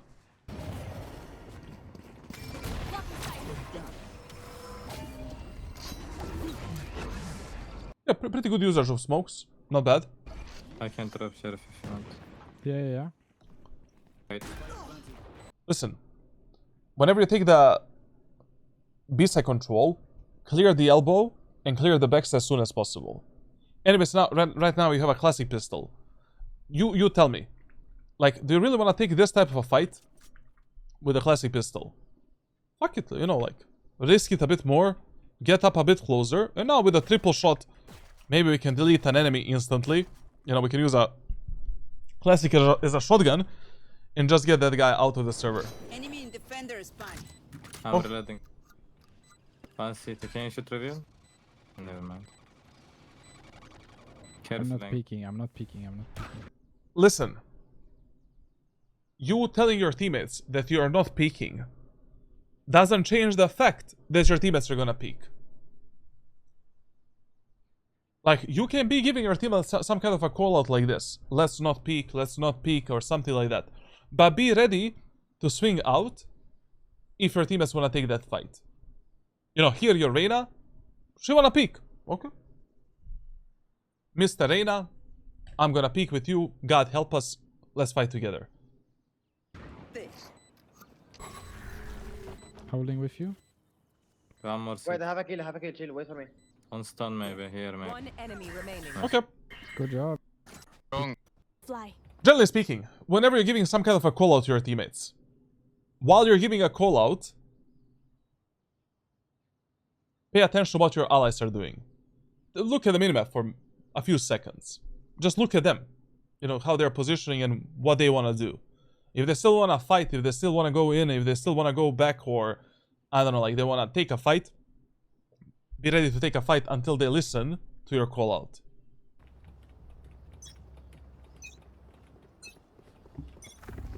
I have the spike. Spike drop. Drone. Go drone. Spike. Take flight. No one side, go. Just one. Listen.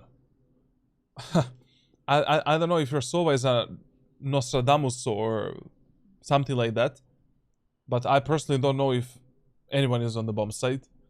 You don't know that as well. So just in rank solo queue, like when you know that something is a ghost comm, like don't trust it, man. Like just clear the whole site. Like the enemies will be there, can be there. That's it. I think they stack there carefully. Trap.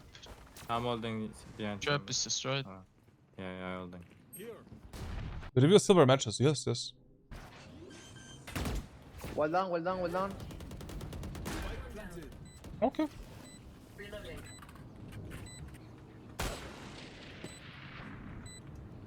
I mean, you could have stayed up there.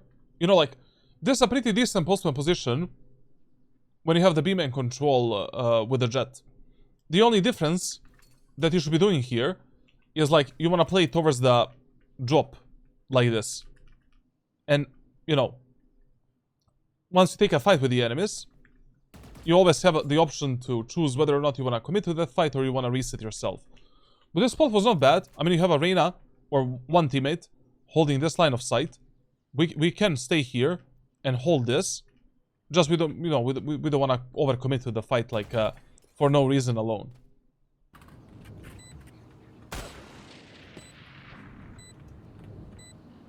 Carry window.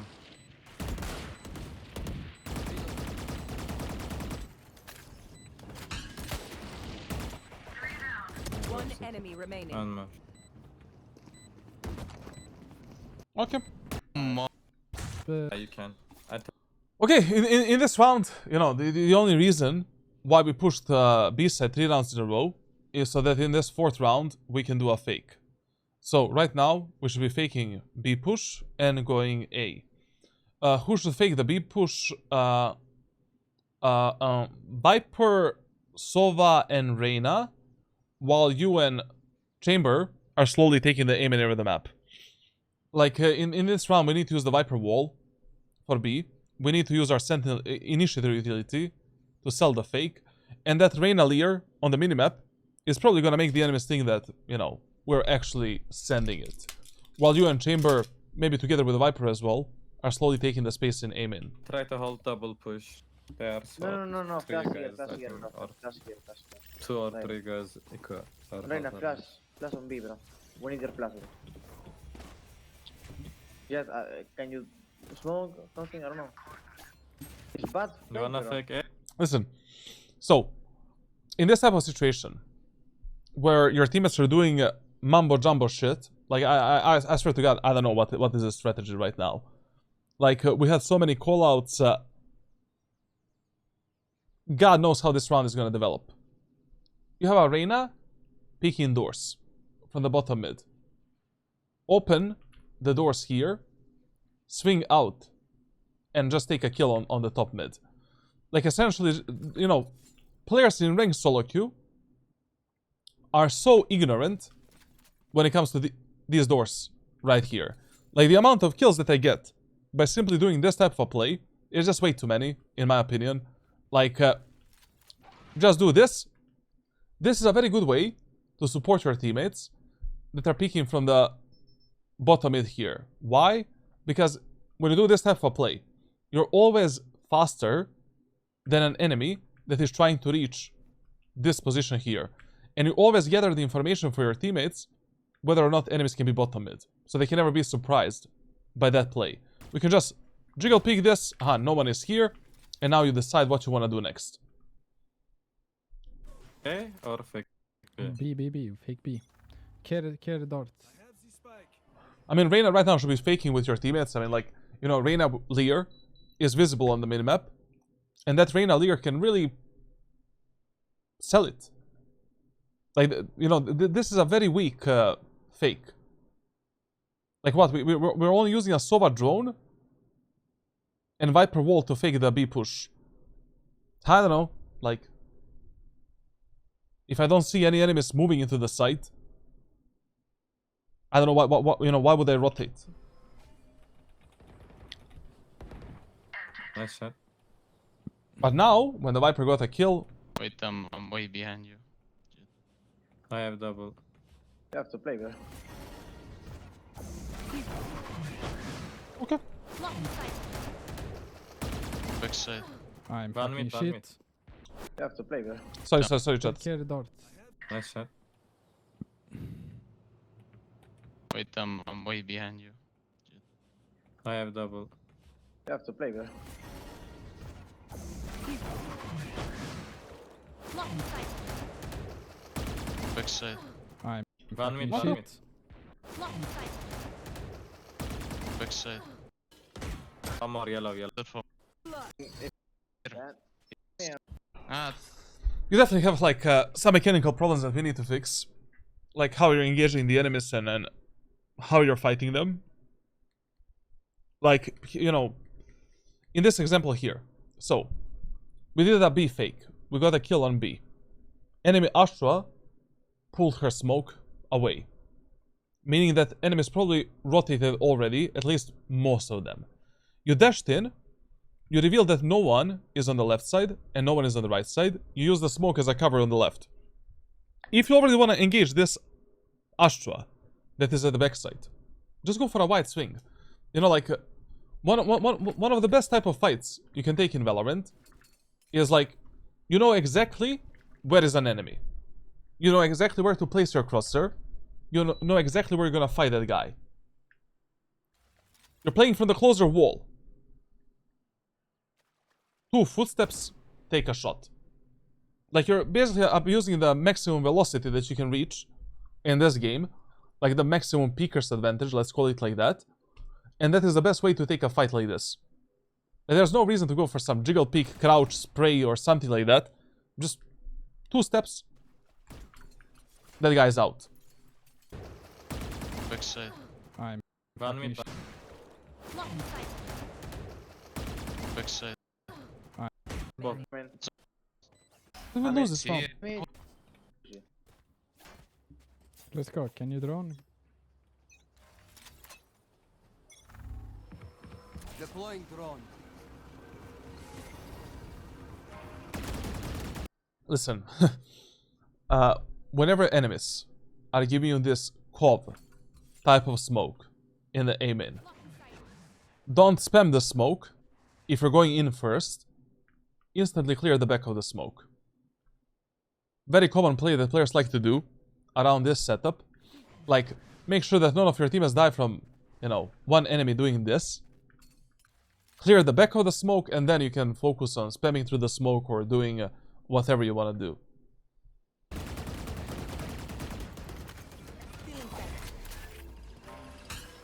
So where the Wait arrow for go? reveal. You can Go come. now, go now. I'm flashing my map.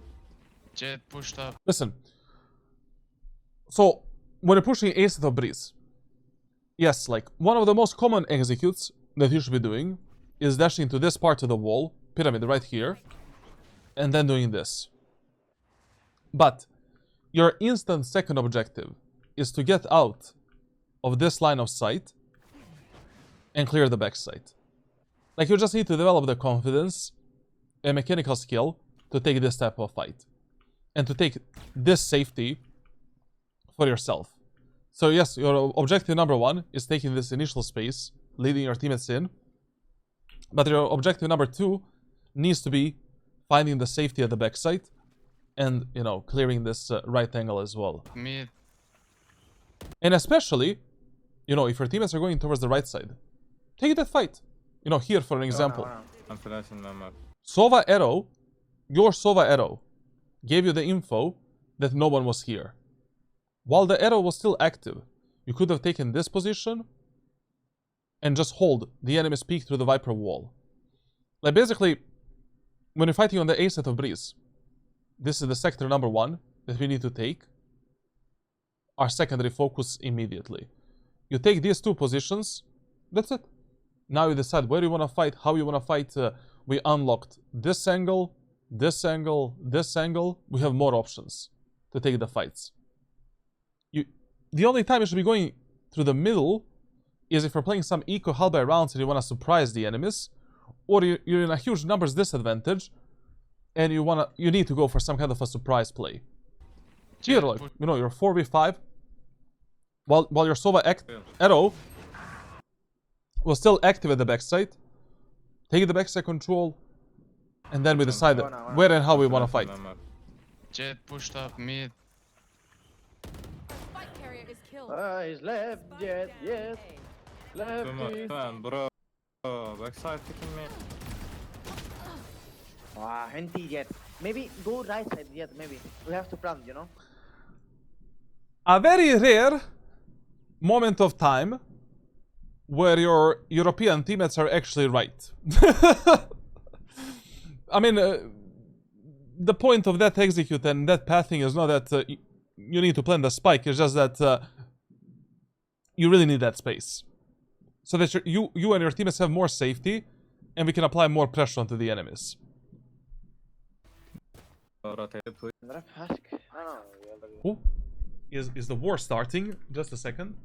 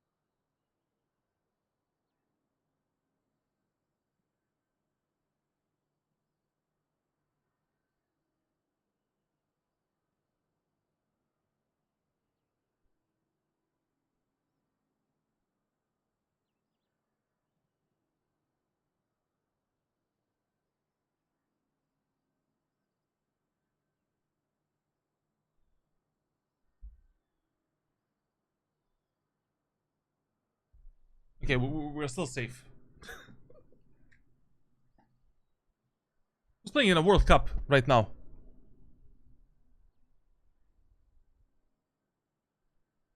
World Cup. Oh, France won 4-1. What the fuck, man? 4-1. Jesus.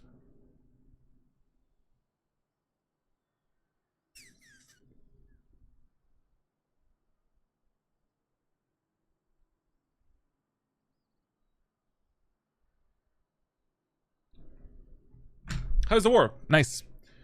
Okay. Oh, okay, never mind. Now listen, like, you know, when it comes to like, are you from Norway? No, I'm not. When it comes to like this round, listen, when the enemies have a Sova ultimate, prepare your teammates mentally that enemies can use it in the beam in and aim in. Like, you know, if you die from the Sova ult in aim in and beam in right now, that would be very stupid. And this setup right here is not something you should be doing on Breeze. Like, you really need to have one guy always, like when you're aggressing the enemies on mid, you need to have one guy going through the doors here, cutting off the possibility of the enemies walking down bottom mid. Like, the only time you should be playing here together with your teammate is if enemies always pick the doors and they're always killing your teammates in this type of fight. Mind. Thank you, whoever dropped.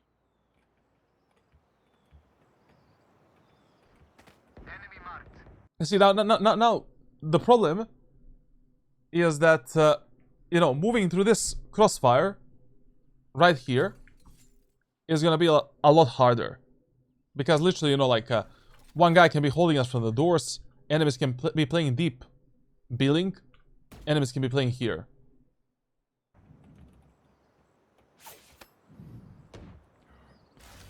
We have no spike. Chill. I have a trap here, bro. One was I yellow. can't. Flash, we go.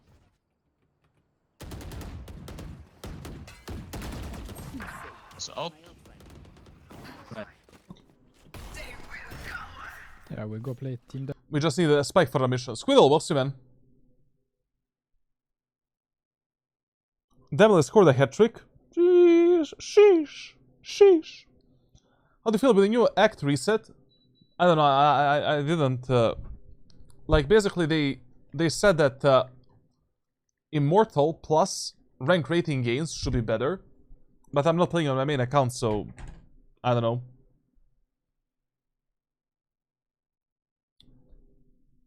Can I get back in the game? Thank you, thank you. Thank you, thank you.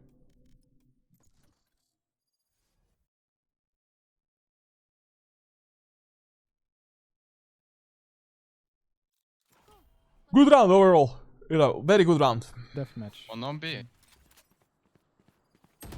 Yeah, bro. God. This was also not bad.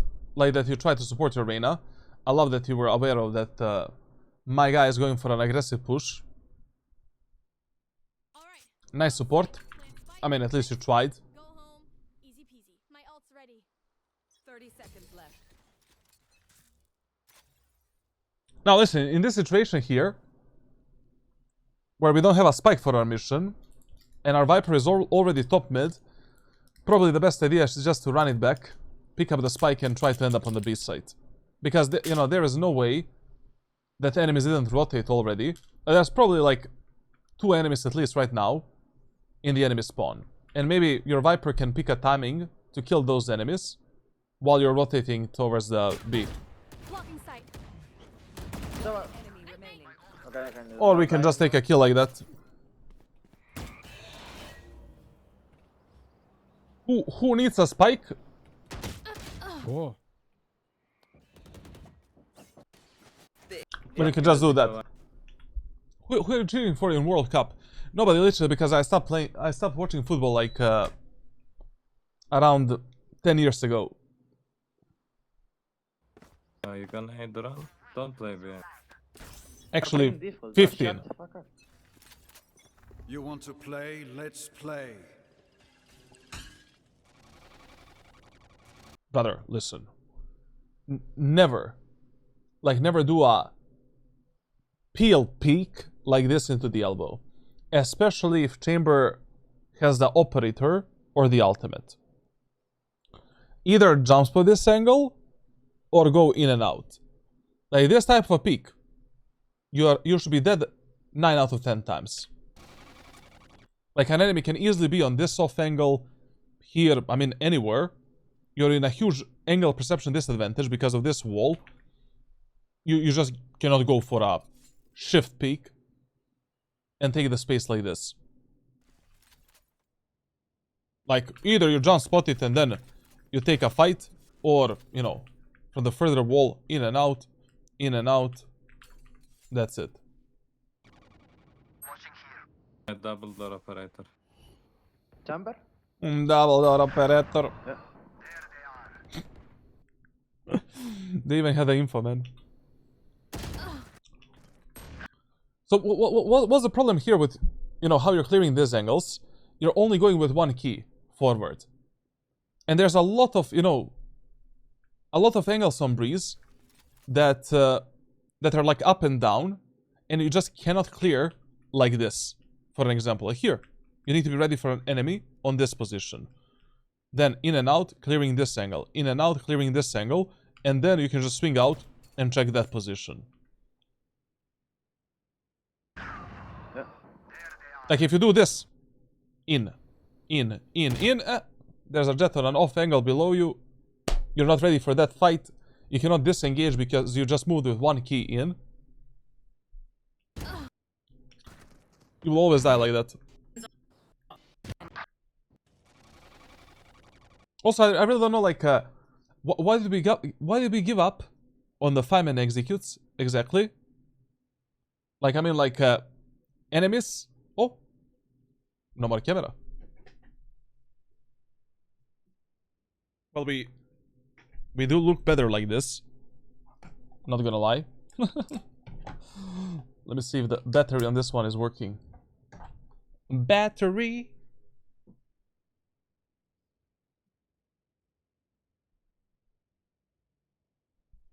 Welcome back. So, I really don't know, like, why did you give up on the 5-man executes? I mean, like, 5-man executes on B worked like a charm for us. So, you need to tell me later through the private messages, like, why did we stop doing them all of a sudden? Like, literally, like, B set was free for us. Literally, enemies were shit defending it. I mean, generally speaking, like, enemies have a really bad team comp. to defend in general. Like, they only have Astra, which is a bit of a problem for us. So, I don't know why all of a sudden, like, we're defaulting now, searching for the picks, splitting the map for really no reason.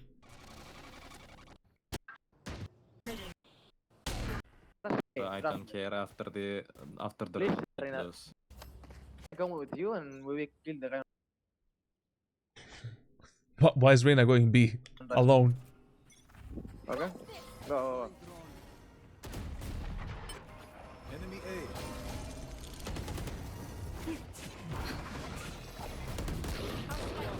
Right side. You really need to focus a bit more on clearing that, like, as soon as you do this type of a peek, as soon as you, execute, like, make your instant priority taking the backside. Like, you do this, that's your job. Down. You kill. And aiming a bit. Right side. Spike down. Kill. Chamber. Yellow.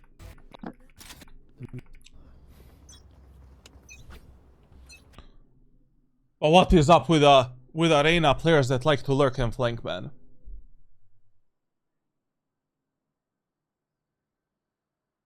No, I swear to God, we're never going back to EU servers. Never. Like, I'm looking at the chat this whole match. This is hell of a time, bro. Like, hell of a time. The hunt begins. Take flight. Blocking sight. Get out of Last player. Okay, listen. So, first of all, when you're going through this beam and area of the map, like, don't hold this angle in the beam in, because enemies might pre-fire you and just kill you. Like, so what you want to do, where am I? Here. Like, you want to move in and out, like this. You know, check that angle, and just keep jiggling it a bit, and that's it. Then, you're going for the site execute. Like, don't spend too much time inside of the enemy's smoke. Like, only get in a smoke when you're ready to go out. And then, bam, bam, do this.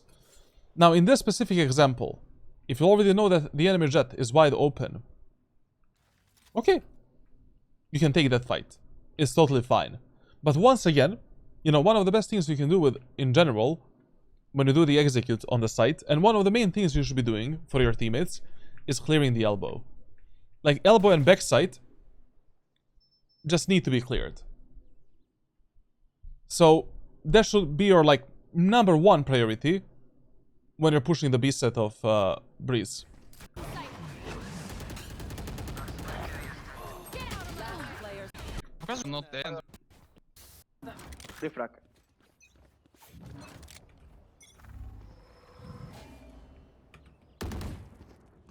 Enemy spotted B. Revealing area. Listen, mate, like, it really doesn't matter what's happening in the beam and area of the map. Like, we either need to have some utility holding the elbow push, someone holding this, or at least, you know, so enemy Jett dashed left. Do this, and now fight the Jett. We really cannot allow the enemies to make a sandwich out of us and mow us down in this area of the map. Blocking sight. Take flight. Freeze. No. I want to go. Of We course can not take go. mid.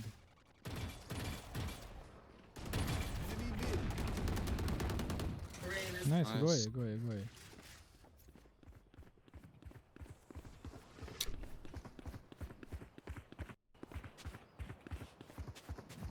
Just let the Reyna log mid. Chamber was spawn, no?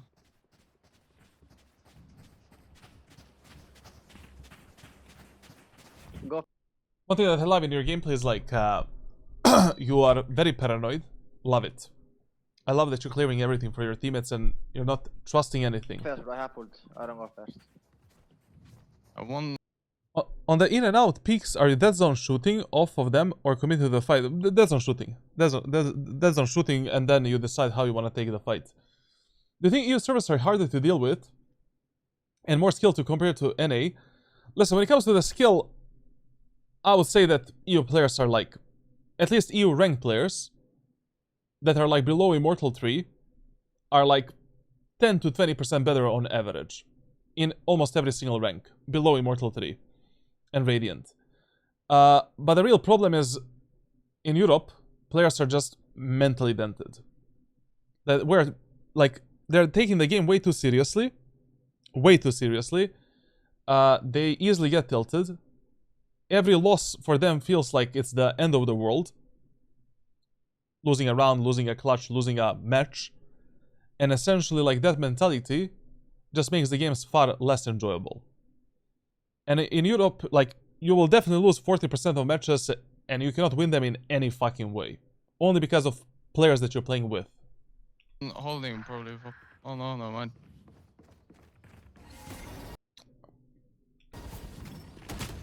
Listen. So it really doesn't matter, like, so in this round, you really didn't have a fake. You know, we didn't fake B side and go A. Enemies now know that we are rotating towards the A side. All the way until here, Oh no, no man. you did a really good job with angle clearing. But now, whenever you end up in a main area of the map, like, it really doesn't matter, like, what is the strategy, what is the play, what's happening on the map. Jump spot that angle, where the enemies can kill you from so many different off angles and positions, and then move in. And here, if you have a dash ability with yourself, use a dash, go in with a dash, go in with the smokes, especially if you have no idea where are the enemies exactly at that moment of time. Of course, here you don't have anything, so like you just need to move on by your feet. And this jump out with the knife was crazy, least to say. Here. Guys, Hey, hold. I love like how paranoid you were like during the rotation, but then all of a sudden, like, what? Enemies cannot be on the A side?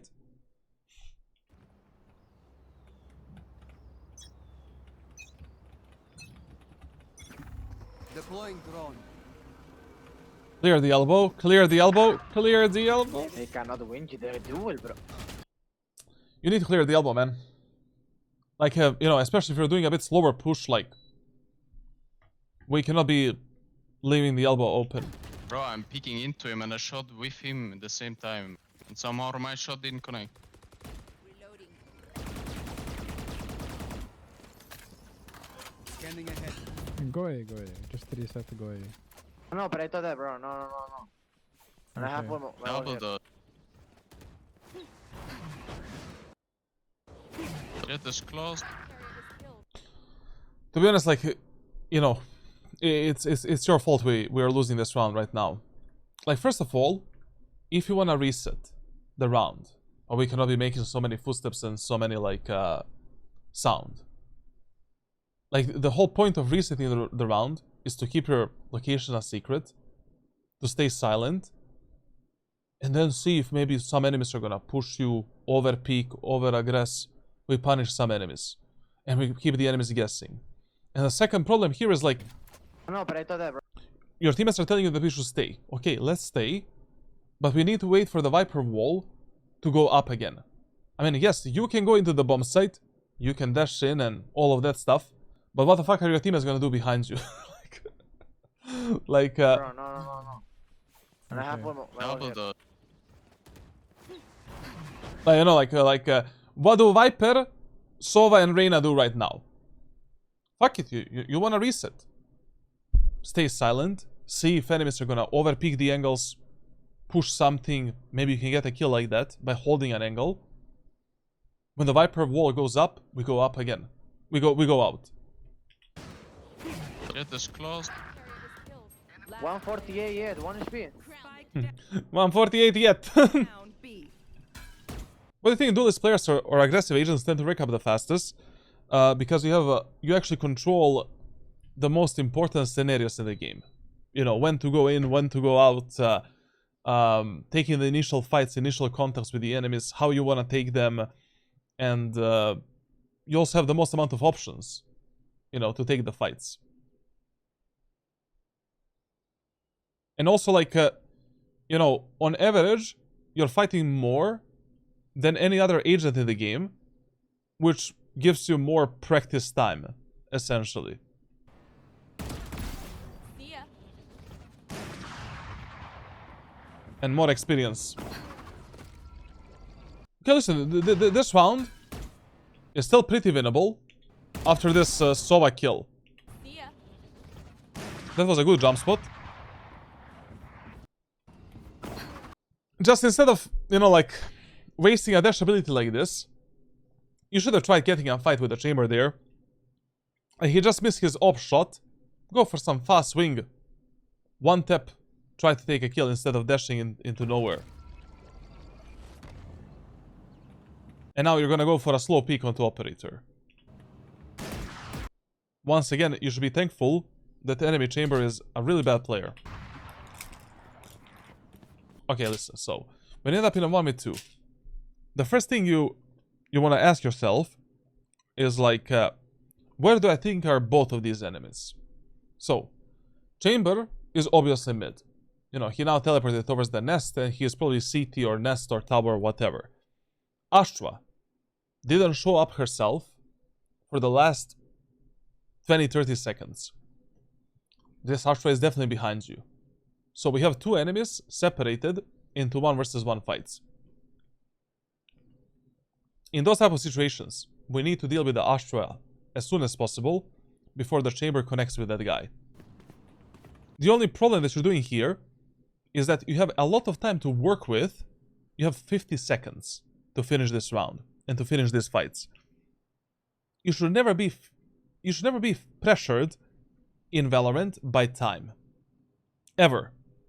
Like, you should always be focusing on taking the good fights and taking the proper fights. Here, I have 50 seconds to work with this round. Let's walk a bit, you know, so that Astra doesn't know when we're gonna peek, how we're gonna peek, where the fuck we're gonna go. I mean, the last thing enemies saw is you going towards the top mid and engaging the chamber. Walk down into the B-main, you know. Astra can be window, Astra can be B-main. Let's clear all of these angles in the B-main silently, and let's try to find that Astra on timing, get a spike, get a kill, and then finish this round. You're making a lot of noise here, and now, you know, this is gonna happen. Like, Astra knew exactly that you're moving towards the B-main once she heard the sound of your steps in the B-main. And no, she just waited a bit for the timing for you to peek this angle and killing you like this. Just in a 1v2, 1v1, like, you should never feel a pressure from the timer when, like, you already have plenty of time to take 2 kills, plant the spike, and finish the round. Like, 50 seconds is more than enough to kill the whole enemy team, to be honest. So, if you already have 50 seconds and you're in a 1v2, take some cover, take some corner, and just think a bit. Think for 3 seconds. Just ask yourself, like, what did I see both of these enemies? Where did I see them the last time? Are the enemies separated? Can enemies be here, there, this, das, deine, eine, meine? You know? And then make some kind of a decision. And what's very important in these situations is that you need to keep your location a secret. Like, you cannot be stomping like this and allowing the enemies to kill you on timing. It's not a kill if I'm peek into him and he's just sitting. Listen, if your team doesn't want to pick up the spike, pick up the spike yourself. Anyways, whenever you call for some kind of a 5-man push somewhere, especially if you're playing a duelist, pick up the spike. Because that is how we can play a mental game with our teammates. Hey guys, I'm playing Jett. I'm picking up the spike. I'm sending it in. I don't give a fuck. Of course, you're not gonna say that, and you're not gonna do that. Like, you're gonna take the spike and drop it before the execute and then go in. But we really cannot be having a spike in the spawn for the 3rd round on the attacker side. In the corner. Nice. Listen, if you get this type of a kill in the elbow, like, there's no way that 5 enemies are playing B side. If you take a kill in the elbow, and enemies don't have a single sentinel or the agent that can properly stop your 5-man push onto the B side, just go B. Especially if your teammates are already there. You get a kill like this in rank solo queue. Send it B immediately. Let's go side. Reloading. You have drone? Revealing area. I mean, right now, we wasted a lot of time, so enemies can rotate. I'm gonna play with Reyna. Chill. A chamber here, chamber the operator. On mid.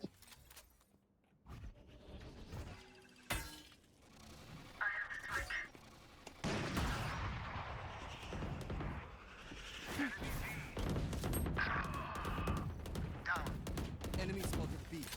Okay, John Wick. Reloading. Good job. One enemy remaining. Hey, B player last. I'm not 6'9", bro. Still in sight. Okay, John Wick.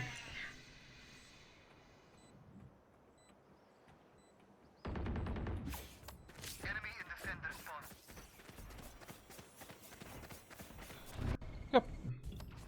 Aw, so Listen, in overtimes, like in overtimes, you should always rely on the information that you got in a regular part of the match. So, in the regular part of the game, enemy Reyna, enemy Chamber, played alone a lot. So they played mid around the elbow. Enemies won most of the rounds onto the B side. So how you're starting this overtime is very good. What do you think about the French? I hate the language. Language is really bad for me. Really destroys my ears. But I really like the culture and food and people, to be honest. You know, I don't know, like Paris is one of my favorite cities, to be honest. Like that was one of the best vacations and trips I had in my fucking life, to be honest. Do you think new game mode retake is good for practicing the maps? It's okay. It's a bit too random, but it is not really. It's not what we asked for. You know? It's really not what we asked for. Like, the retake needs to be played in a different way. You need to have an option to choose which guns you want to play, how much utility you want to have, and which utility exactly. And I don't know. It's a bit. Like, it's not bad for low elo. You know, like if you're in between, like, let's say Iron 1 and Diamond 3. It's okay. It's okay. But for any player, that game mode is kind of waste of time. If you're above Ascendant 1, I literally... They need to remake it in a different way.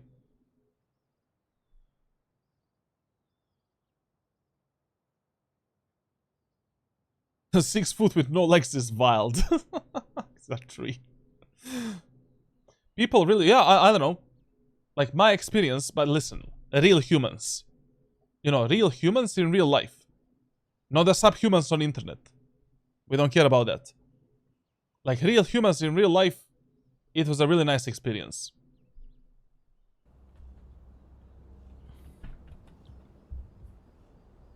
Yeah, in this overtime, like, the best idea, once again, would be to maybe try to find a frag in the B-main, in the elbow, try to get the information in the B-main, and from that info, we can pivot the rounds.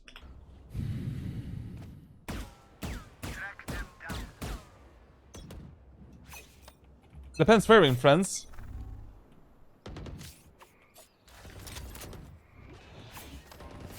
Good gamble, good gamble. Don't. Listen,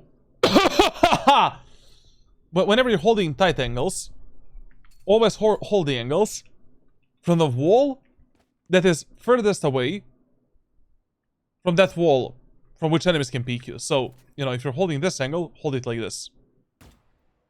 And always hold the angles as tight as your reaction time allows you. There's one more window. Okay, I mean, here we can just fight up front.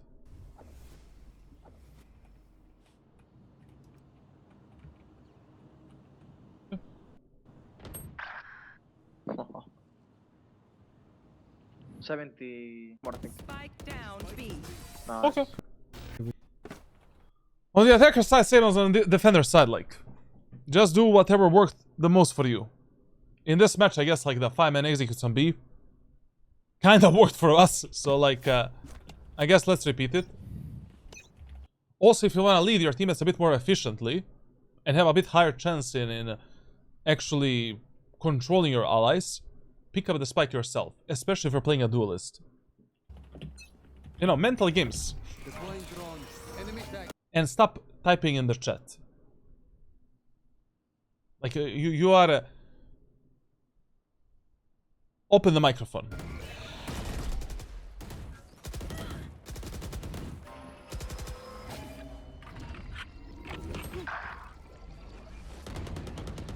Blocking sight. Okay, listen, like, you know, when you're dropping the smokes to cover up yourself, I mean, you already know this, obviously, but just do this, brother. Like, you know, it is 10 times easier than guessing, like, how to cover this angle, you know? Just drop a improvise one way and cover yourself up and your teammates. Nailed them. Very good. Like, how you play the overtime is actually perfect, to be honest. Like, you actually relied on whatever worked the most for you in the regular part of the match, and whatever worked the most for the enemies as well. This is a really good way to play overtime. Very nice, very good. Good peek on the boxes. Very good movement. One enemy remaining. Down. Very good movement. Now listen, like, you know, if you don't have the B main control, you cannot play the middle of the site. Basically, in a situation like this, you know, fuck the map control. We are 3v1. We just need to find where is the Astra. Like, you can just chill here, hold the broken wall, hold the front, be ready to support your teammates if they get in a fight in a window or a B main, and that's it. Take some safety for yourself and only search for the info. I don't know why I dashed. Fine.